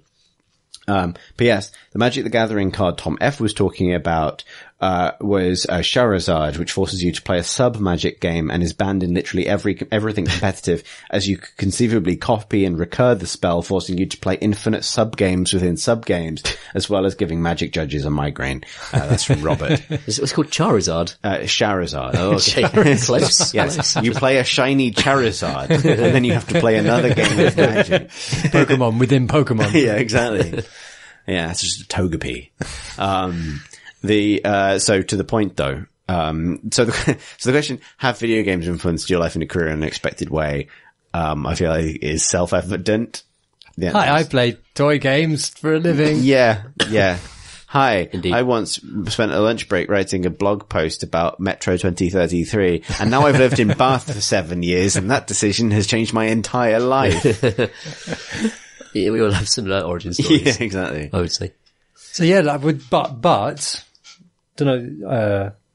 Minecraft is been a cool thing to be alongside because of that interaction with children. Like, because I've got 2 children, and they've kind of cycled in and out of Minecraft. Like, I thought they'd grown out of it, but now they've gone back into it. My eldest is 12, youngest is 9. So, my daughter plays a little bit. My elder son comes in and out, depending on whether his friends are playing. But I think that most of them have moved on. But like, I have been writing professionally about Minecraft. You know, I've written a couple of books about Minecraft, official ones, and that's been really interesting to do alongside the children. And they've sort of had these books that have got Minecraft things on them with their dad having written in them. And that's been a lovely thing. Has that made you a cool dad? Well, Kind of. no My such children thing are quite weird in that they just sort of seem to accept it as like normality. But I don't, they invite their friends around and their friends hear what I do for a living and they kind of can't quite believe it sort of thing. But my kids just sort of accept it as just reality. But I think it did hit home. So after the publication of one of the books is called Minecraft Blockopedia, which is this hexagonal shaped book that covers all the books in the game. And Are there any hexagons in Minecraft? no, the spider web's a hexagonal shape icon. I'm just asking why the book was a hexagon. I did some talks at literary events and children's events, and one of them up in Chester, the kids came to, and they were down the front and insisted on asking questions, which is really terrifying because all the kids know more about Minecraft than I do. And I was just terrified. But mostly the kids just wanted to tell me about what they did in Minecraft. Oh. So none of them are really questions. They're all sort of like just statements. So about, you're saying that the children were all new games journalists? They were all new game journalists. And they've all played way more than that guy on the stage. But yeah, Minecraft as a phenomenon, that relationship between kind of older players who came to Minecraft because it's an interesting game. And I keep getting reminded that it's actually a very good game as well. And that bridge with kids who have kind of grown up with it as this kind of sort of a constant, especially for my kids, is really interesting. Yeah, that's Something super interesting. you can both share in, and because it's so open and you can get what you want from it. I guess it's also like a confluence of like this new toy form emerging at the same time as a way of communicating about entertainment that didn't really exist prior to this. Yeah. Right? Like gaming YouTube as a concept is inextricably linked to Minecraft. Like this couldn't have happened with Lego because the toy itself can be a phenomenon, but there isn't the kind of storytelling apparatus around it to make phenomena out of the people who are just simply using it, right? Yeah. It's kind of interesting. Yeah.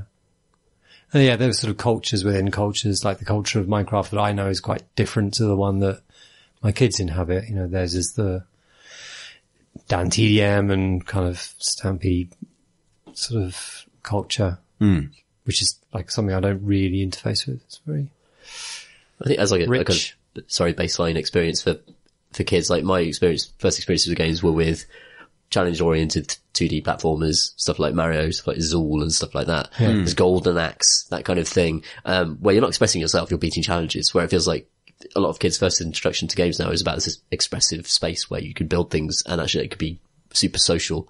And it seems like such a much more positive starting point almost than perhaps we had. Maybe. I think one thing I really appreciate, like, cause my start with games when I was very young was, so a lot of, like Amiga and sort of 286 platformers and things like that. Tearaway Thomas. Yep. Felix the Cat. But also point and click adventure games. Oh yeah. And I think that was definitely like, in terms of like playing with other people, having like a social experience of games. My two first earliest shared experiences of games, one was Sonic the Hedgehog, so definitely in that thing, but the other were Monkey Island. Yeah. Like playing through all the Monkey Island games with my sister and my friend who lived down the road. And those were the games you'd go to each other's houses to play and play through and talk about at school. And that was definitely like an exposure to a lot of like pretty funny writing early. I don't want to like credit that in any particular interest because I was already a kid who liked books. So whether the chicken and the egg is in that, I don't know. But it was definitely like my first experience of games was very like heavy on kind of like crafted experiences and writing and that kind of thing. And that has probably shaped some elements of my taste to this day, to some extent. Whereas, I suppose that's my concern, well, not concern, but that's then maybe what you miss if your first experience of games is these sort of like authorless experiences. I don't know. I don't think you're missing something necessarily, but it's certainly a different way into what the medium can do, right? Like, yeah, I think they have a different expectation of games. They expect games not to finish, and they kind of, they expect them to be developed, they expect them to change over the course of, as they play them. they, you know, but then again, like my son is very happy to play something like Super Meat Boy, which is, you know, like channels Zool to an extent. Yeah. To an extent. Nothing's ever fully channeled Zool. I know. Because you just... It's the greatest untapped series in gaming. It is, yeah. I was so young when I first played Zool. Because I would definitely like Amiga 1200 was my first color computer. Yeah. And that was probably my first experience of a color game, particularly a fast moving game. And like, I think I internalized early that it was completely normal for everything to take place in the Chupa Chups dimension. Like, the concept that was product placement, which it clearly is. And now you probably wouldn't even tolerate that egregious product placement. Yeah. Extraordinary. There was Cool Spot as well. Yeah. Yes, exactly. Yeah. Don't you remember, like, Lucasade? No, Sprite. there was Zool 2, and as well as the man Zool, it had the lady Zool. The lady Zool. But also, in between levels, you got to play Breakout as a dog with 2 heads. Yeah. Watch backwards and forwards, breaking I blocks. remember vividly, like early, we're talking like early tactile memories here. Do you have the same vivid memory of the Zool code wheel? Oh, I do, very much. That was better than the game, let's be exactly. honest. Like, I definitely have like a lot of formative memories of games being like these arcane things you had to kind of summon out of a box. It was actually, it is quite like some sort of ritual that you're doing as you're, you know, turning the code wheel to the exactly, points. to kind of make it work, and then and then the disc will just fail to boot, and you have to do it again because you haven't summoned the demons in the correct manner, you know, and shown the correct respect. There was definitely like a handover point between me and my dad where like around the time, it happened over the course of the time we had an Amiga 1200, and then at some point, presumably after 1995, we had a PC with Windows 95.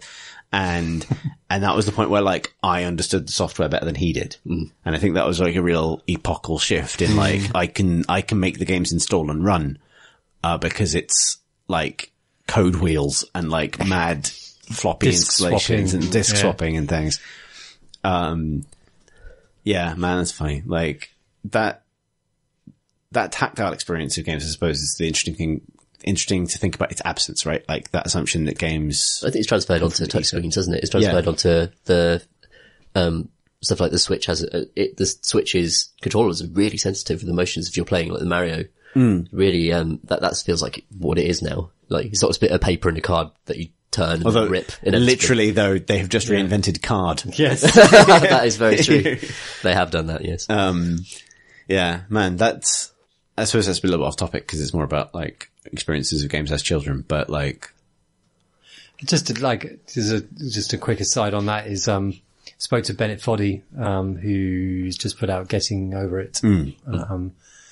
Another kind of painful game to play.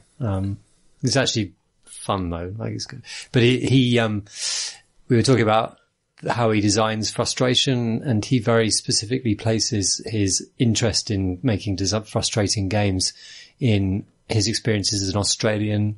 I think he's about the same age as me, so he grew up in the 80s, and in Australia, and like being an Australian game fan was uniquely frustrating because you only had you had European style computers, so like Amstrads and BBCs and Spectrums.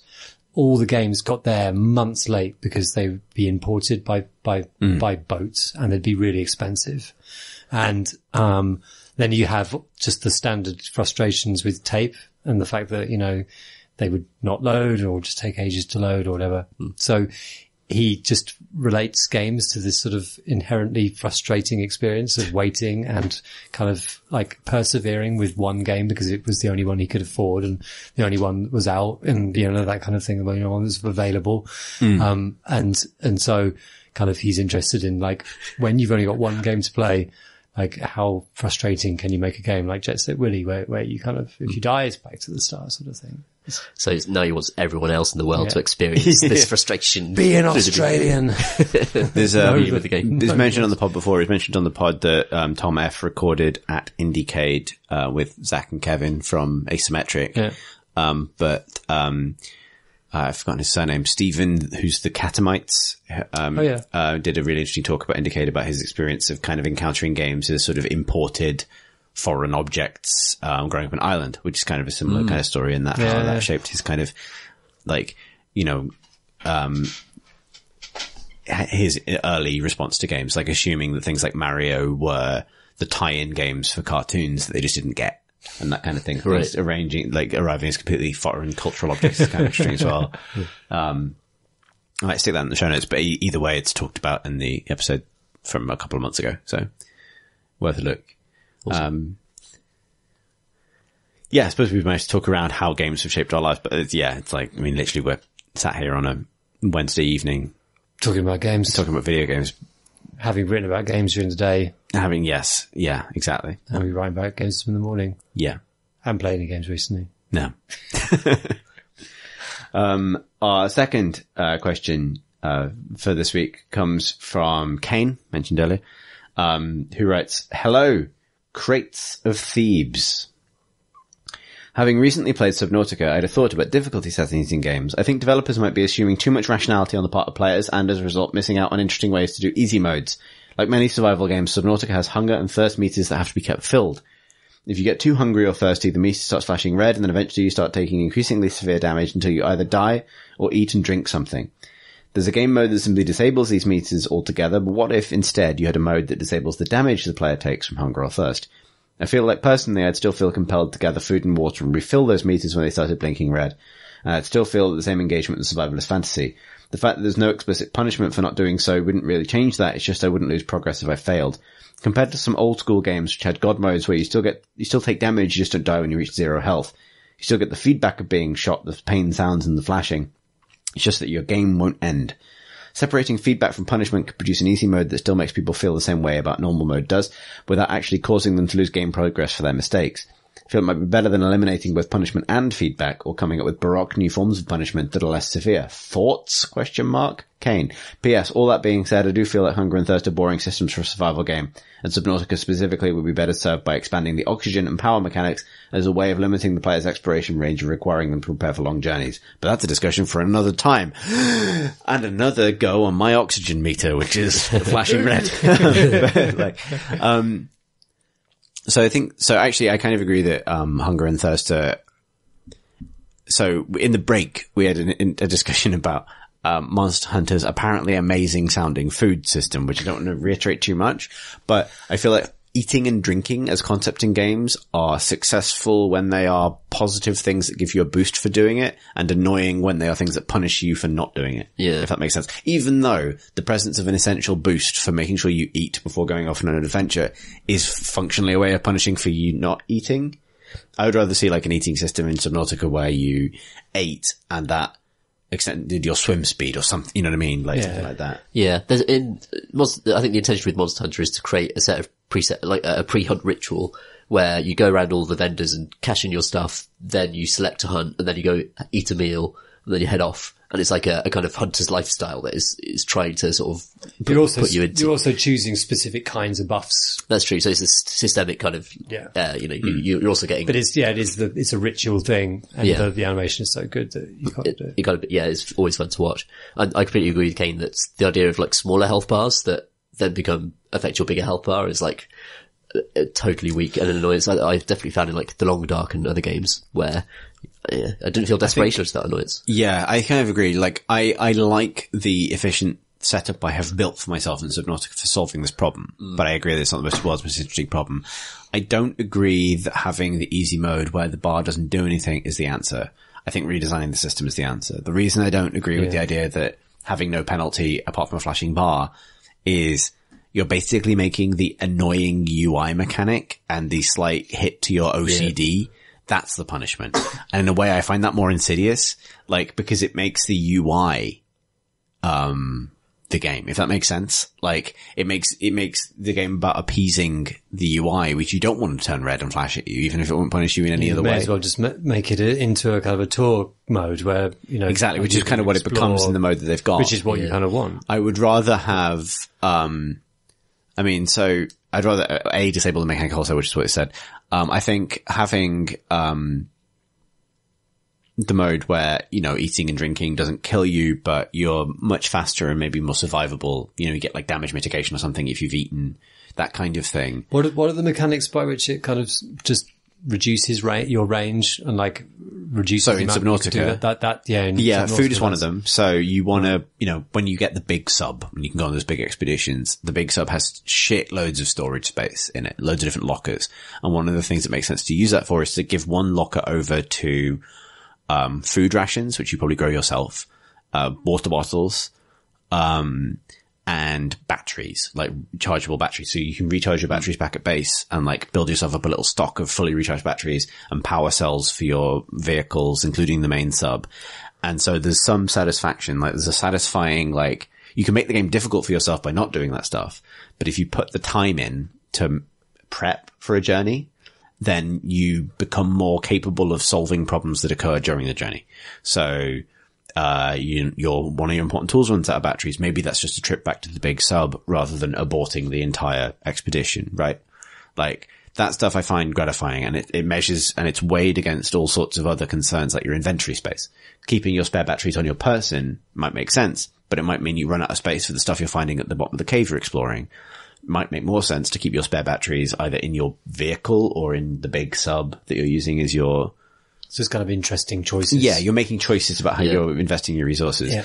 And the purpose of the hunger and thirst meter in that context is that, so oxygen is actually, it's quite generous with oxygen and power, so I think if I was to defend the system, I'd say this: oxygen is a lethal threat if you run out of it. And it is always on your mind. Like when you're when you're in a vehicle, you have infinite oxygen. Obviously you can get to the surface, you have infinite oxygen, but towards the latter part of the game, you're going down a kilometer. You're going down to depths and in cave systems, and it's quite claustrophobic. And you can upgrade it to the point where, and also your oxygen drains faster the deeper you go.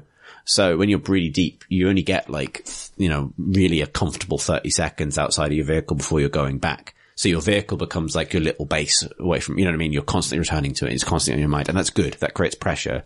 It means that if you get cornered by something nasty and you're hiding in a cave, you have to deal with the fact that you're going to drown if you don't make a break for your oxygen source or something like that. That's all good. I think it needs to be about the speed it's at. The drain rate of your power, which is the batteries that power your tools and then the power cells that power your vehicles, they drain much slower. And I think if they drained faster than they do, they would become very frustrating because, as soon as you run out of power, you can't do stuff. You can't weld open, slice open locked doors or repair things or shine your torch or use your sonar and all that stuff. And you can mitigate against that by carrying spares. And so those two systems, I think, are quite finely balanced. Hunger and thirst become a thing that kicks in. It's a thing you forget about, right? Like, you've probably got like 10, 15 minutes of playtime before you really need to think about doing something about it. And you can prep for that. I kind of agree that it feels like there are other more critical limiting mechanics that are providing choices already. Yeah. Yes, although I don't think it's meaningless within the system. I think it's more that like maybe the punishment should be more interesting than just killing you. Like, I think also that's partly the thing, like in terms of how players understand these systems in survival games. Everyone understands that if you run out of oxygen and you're a kilometer beneath the surface of the sea, you're going to die. Yeah, thematically you kind of need that. Your batteries run out. Your torch doesn't work. You get eaten. That makes sense. No one is just like, oh, I'm a bit hungry. Oh no, I've starved to death. Like that, right? Like food in games. This is maybe the bigger problem with it is that as a system, it rarely works like actual food. Positive or negative, right? Like diet is something that I'd be interested. I don't know if I could think of a survival game that simulates diet over the course of a long time, right? In Minecraft, you got this little, you can't eat too much of one kind of food because it just becomes less and less effective. There's that. There are also a lot of games that simulate the effects of diet, that even though food itself isn't an essential thing. So if you eat loads of burgers in San Andreas, I believe, you're going to get fat. Right. I think Fable might have had a system like that, but I can't remember. So occasionally it's been like an aesthetic thing where you could choose your diet and, choose your body. I think it'd be an interesting way of like maybe a more interesting, like, Subnautica has a day-night system, right? Maybe, I don't know if it's already timed this way, but, probably don't start starving to death until, you get uncomfortable after a day has passed, and you start starving to death after 2 days, maybe 3 days. But over the course of like weeks of the game, which will pass, I've spent most of my Subnautica, I found a particular tree I can grow in my underground base, and it gives you a decent amount of water and a decent amount of nutrients per bite. So I just eat that. I've just been eating the same tree for the last weeks and weeks and weeks of my character's life. So really, I should have hella scurvy. Yeah. I'll just be really tired of this meal. Yeah, exactly. I should be sad and because it's quite because the poops. Minecraft kind of hunger system was something that kind of is I can't remember when it was introduced kind of latterly, like quite a long time ago now, but like way into development.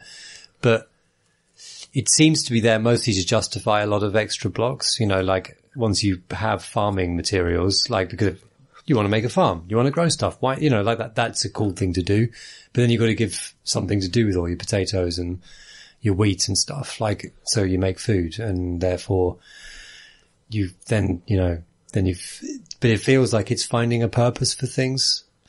And like, it is annoying to need food when you're down at the bottom of mine. That is genuinely annoying. Like, it's annoying to have to manage that aspect of it when you're trying to like explore a cave system or make a large building or something, because like you got to go back to base to get some chicken. Yeah. Or go out on a hunting party just because you haven't got any food. This is the entire pitch for Soylent, right? Yeah.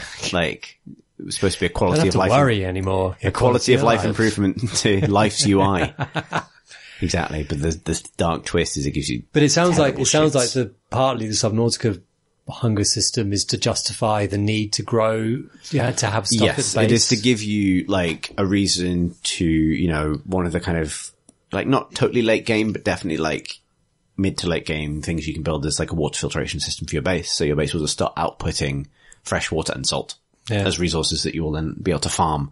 And you can use that salt to cure fish and keep cured meat on you. And, you can, so that solving that problem is super satisfying, right? Like you go from the pre having that system in place game to the post having that system in place game, and you have materially improved something about your character situation in a way that feels satisfying to solve. Like that works. I kind of like that. I still think that kind of system is better served by a positive buff rather than a big negative, or even like a balance between the two, so that like if you've eaten and you're refreshed, then you can't swim fast, but you get you feel great. Yeah, exactly. Don't swim after eating. That's really a big part of it. Yeah. Like I regularly eat like an entire tree and go for a swim, and somehow I haven't died. Yeah. Yeah, definitely. I mean, if your sub produced like, just have it was full of nutrient blocks, just a tiny like centimeter cube nutrient blocks that basically do the job of sustaining your body, but then you could grow or farm the things that made you faster at swimming or what's interesting is like the game does do some there's obviously some thought that's gone into this, because nutrient blocks are something you can find, but as far as I can tell, not make. So when you're looting the big spaceship what done crashed that you escaped from, some of the things you find in there are nutrient blocks that give you huge boosts to your food and keep forever, but and don't take up very much inventory space, but you can only ever find them in the wreck. So when you do find them, they're quite precious, because you kind of want to subsist off plant life and fish and things when you have the option. But keeping a few of those on you for emergencies is super gratifying and an interesting use of a very limited resource. Yeah. So there's an argument both ways, I think, for that system. I think, the bottom line of it for me is, I think I'd rather see like a scaling system. I'd rather see like, oh, you're full. Maybe when you're full, no bonus. When you're like 80% full, so you're at that interesting kind of ideal point, you're 20% faster. Then it goes back to normal. And then when you're at 10% hunger and lower, you become slower. And that's it. You're just slower. You don't die. You're just slower. That would, I think, find a balance between what Kane's suggesting, which is the completely superficial system, and what it currently does, which is like, oh, and you just died. Didn't Metal Gear maybe 2, if you didn't eat, your tummy would growl and you could have spoil your stealth? I think that was in Metal Gear. It sounds like an MGS2 thing. Yeah. For sure. Sounds like the sort of thing that would be in those games. Yeah, if you only, maybe have that system for Subnautica. If you only eat, like, one kind of plant, you fart a lot, and then the monsters come. Or you might shit yourself and fill up your soup. Oh, God. Oh, no. The worst death. I shat my prawn suit. That should be the hardcore mode. Yeah, exactly. That's the true Iron Man. Ultimate Iron Man. He's got a system for filtering that stuff. It's not Iron Man mode if you haven't shut your prawn suit. Bear Grylls Subnautica. There you go. If any developers of Subnautica, We've solved this. Free design. Well, I mean, this is the thing, right? Like, games simulate such selective parts of the human experience. Yeah. Eating, drinking, yes. Drowning, also. Eaten by mega fish, definitely. And Shitting yourself? Yeah. No. Rarely. Getting bored of meals. Yeah, and exactly. shitting yourself. Which are things that I genuinely worry about every day. Exactly. I know. Well, you've also established you worry to get eaten by sharks in the bath, Alex. So That's true. There's an element. My preoccupations probably aren't worth. It's the version of Subnautica where the thing looms out of the distance and you do shit yourself.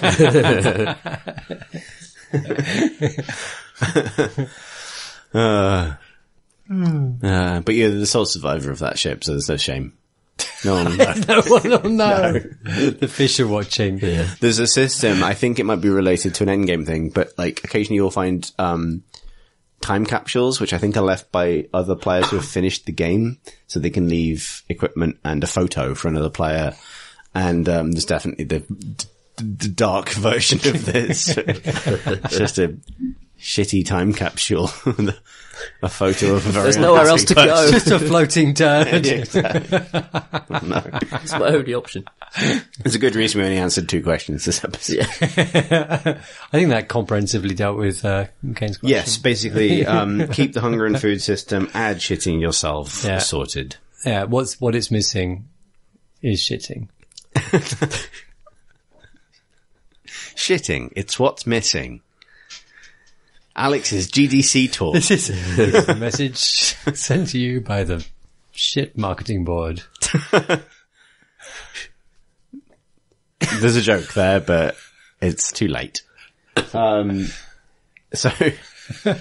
if you'd like to send us a question, fucking hell. Send us an episode. This episode is sponsored by Pampers. Yeah, exactly. Yeah, Anyone else exactly. wants to get in touch? You've crafted a nappy. Swimming nappy. What are we talking about? If you'd like to send us a question for a future episode of the Crate and Crowbar, please do email us at questions@crateandcrowbar.com. This episode's questions might not be a perfect example of this, but I did want to reiterate that we are on the whole more likely to read out shorter questions. We do get sent a lot of long ones, which are super interesting to read, but unless there's a question in there that we can bounce off and often end up in a digression about shit, then, you know, we might not read it out. Just saying that if you're thinking about writing in, then that's a helpful thing, basically. If you would like to hang out with our community, you can do so on Discord. Find the link for our Discord channel on the website, crateandcrowbar.com. We're also on YouTube at youtube.com/Crate and Crowbar, where you find the episodes of our various pods and our Bloodborne playthrough, which is on a momentary hiatus, as we negotiate a series of very busy weeks, because I've got some projects on which will take me out of the country for a bit, and Tom, you've got the PC Gamer Weekender coming up. Absolutely. If you want to come to London Olympia, well, I think it's the 17th and 18th of February. That sounds about right. Which is next weekend. Oh, can I plug something as well? Yeah. On Monday the 12th of February, I am chairing a talk about early British video game developers in London on Carnaby Street. Just on the street. Or just in the road with Martin Hollis, who done GoldenEye, Gary Penn, who wrote for various video game magazines in the 80s, and Dan Malone, who was one of the artists for the Bitmap Brothers. Oh, awesome. That sounds awesome. And another.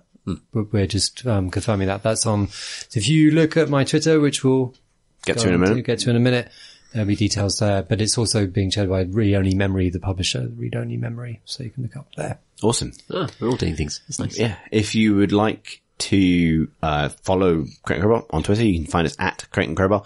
And as ever, this podcast and all of its various spin-offs are supported by the Crate and Crowbar Patreon. Thank you very much to our backers. And you'll find out more information about that at patreon.com/Crate and Crowbar. All that remains is to reveal Alex's Twitter handle, which is At Rotational, which is ROTATIONAL. and Tom Senior's Twitter handle, which is At PCG Ludo, Aludio. and I'm at C Thurston, which is CTHURSTEN. Thanks for listening, everybody.